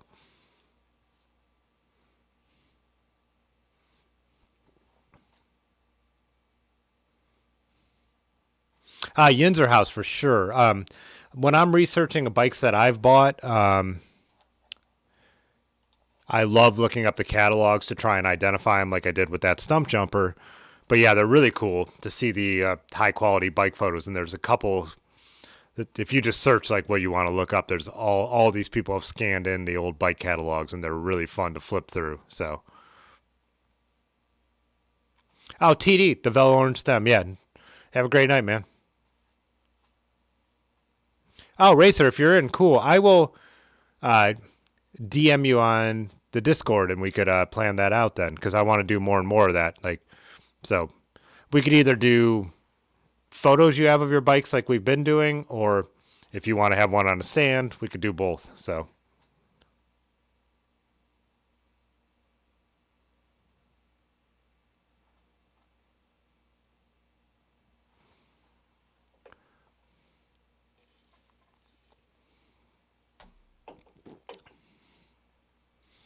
oh, diversity, awesome, yeah. That's what I think. That's why I got so into the vintage road bikes because I just think they're beautiful and acquired so many and kept messing with them. Yeah, and then photographing them on top of that, is just like to hit my passion. So I actually enjoy photographing my bikes in the studio more than when they're out and about. Like I get some of those shots where like uh, great light out and about, but I like doing it where I can make the light exactly what I want it to look like. Yeah, let's show some more bikes. You're right.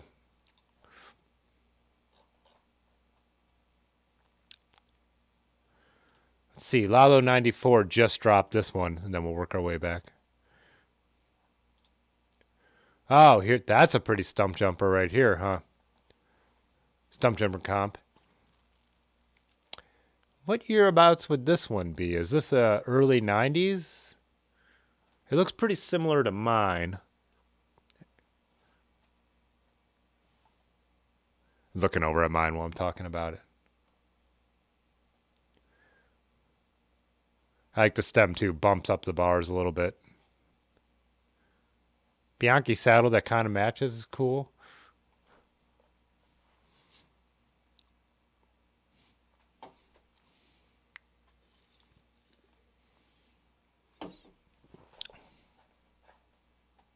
Oh, we're already at 11.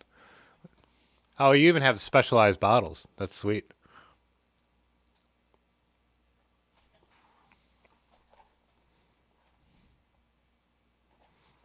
Yeah, Racer. I think we've talked about so much of your stuff already. So yeah, that'd be fun. Yeah, I'll let you know. I'll see what day works for you and what day works for me, and we'll plan it out. So some people don't ever want to be on camera, so I'm always like cautious. But it's also a member perk. Members get the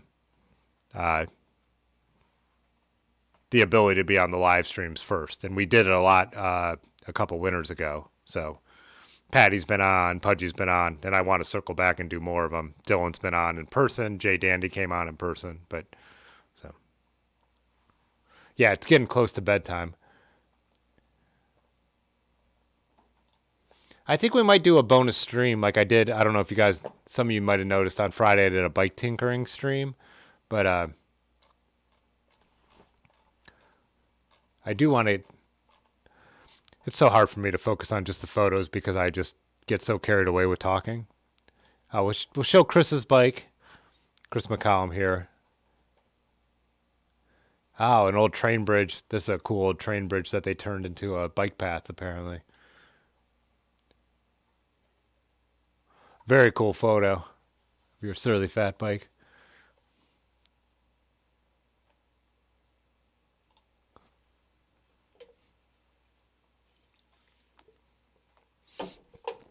Butt wrinkles. Diversity says you'll be on camera if you have less wrinkles. You can put the filter on there, but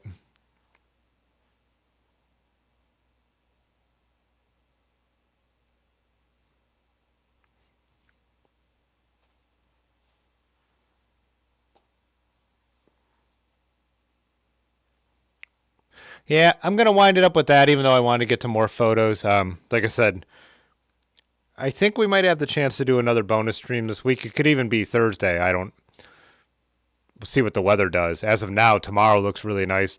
Thursday doesn't look that great. I was thinking if Yonda doesn't come on Tuesday, I might have Aaron on to talk about some of the stuff we talked about in the last video, and then so how Road Apple went for her, and she kind of switched up her bike setup a little bit. So I think, yeah, got a number of plans. Or so maybe if Yana wants to do Tuesday, maybe we'll do a bonus Monday stream with Aaron. I kind of want to do something with her again after Road Apple. We did it last year, and it makes sense. But then, yeah, and I did want to mention this, but yeah, getting around to doing more and more, having guests, even if we're just like hanging out and doing what we're doing like this. So, all right, yeah, let's end it. I've got to go to bed, and so probably does everybody else in Eastern time. All right, JMZ, yeah, and more info on the meetup coming, but I'm glad we got that info out there. It's going to happen. All right. Okay, bye. All right. This time. Fitzwater photo.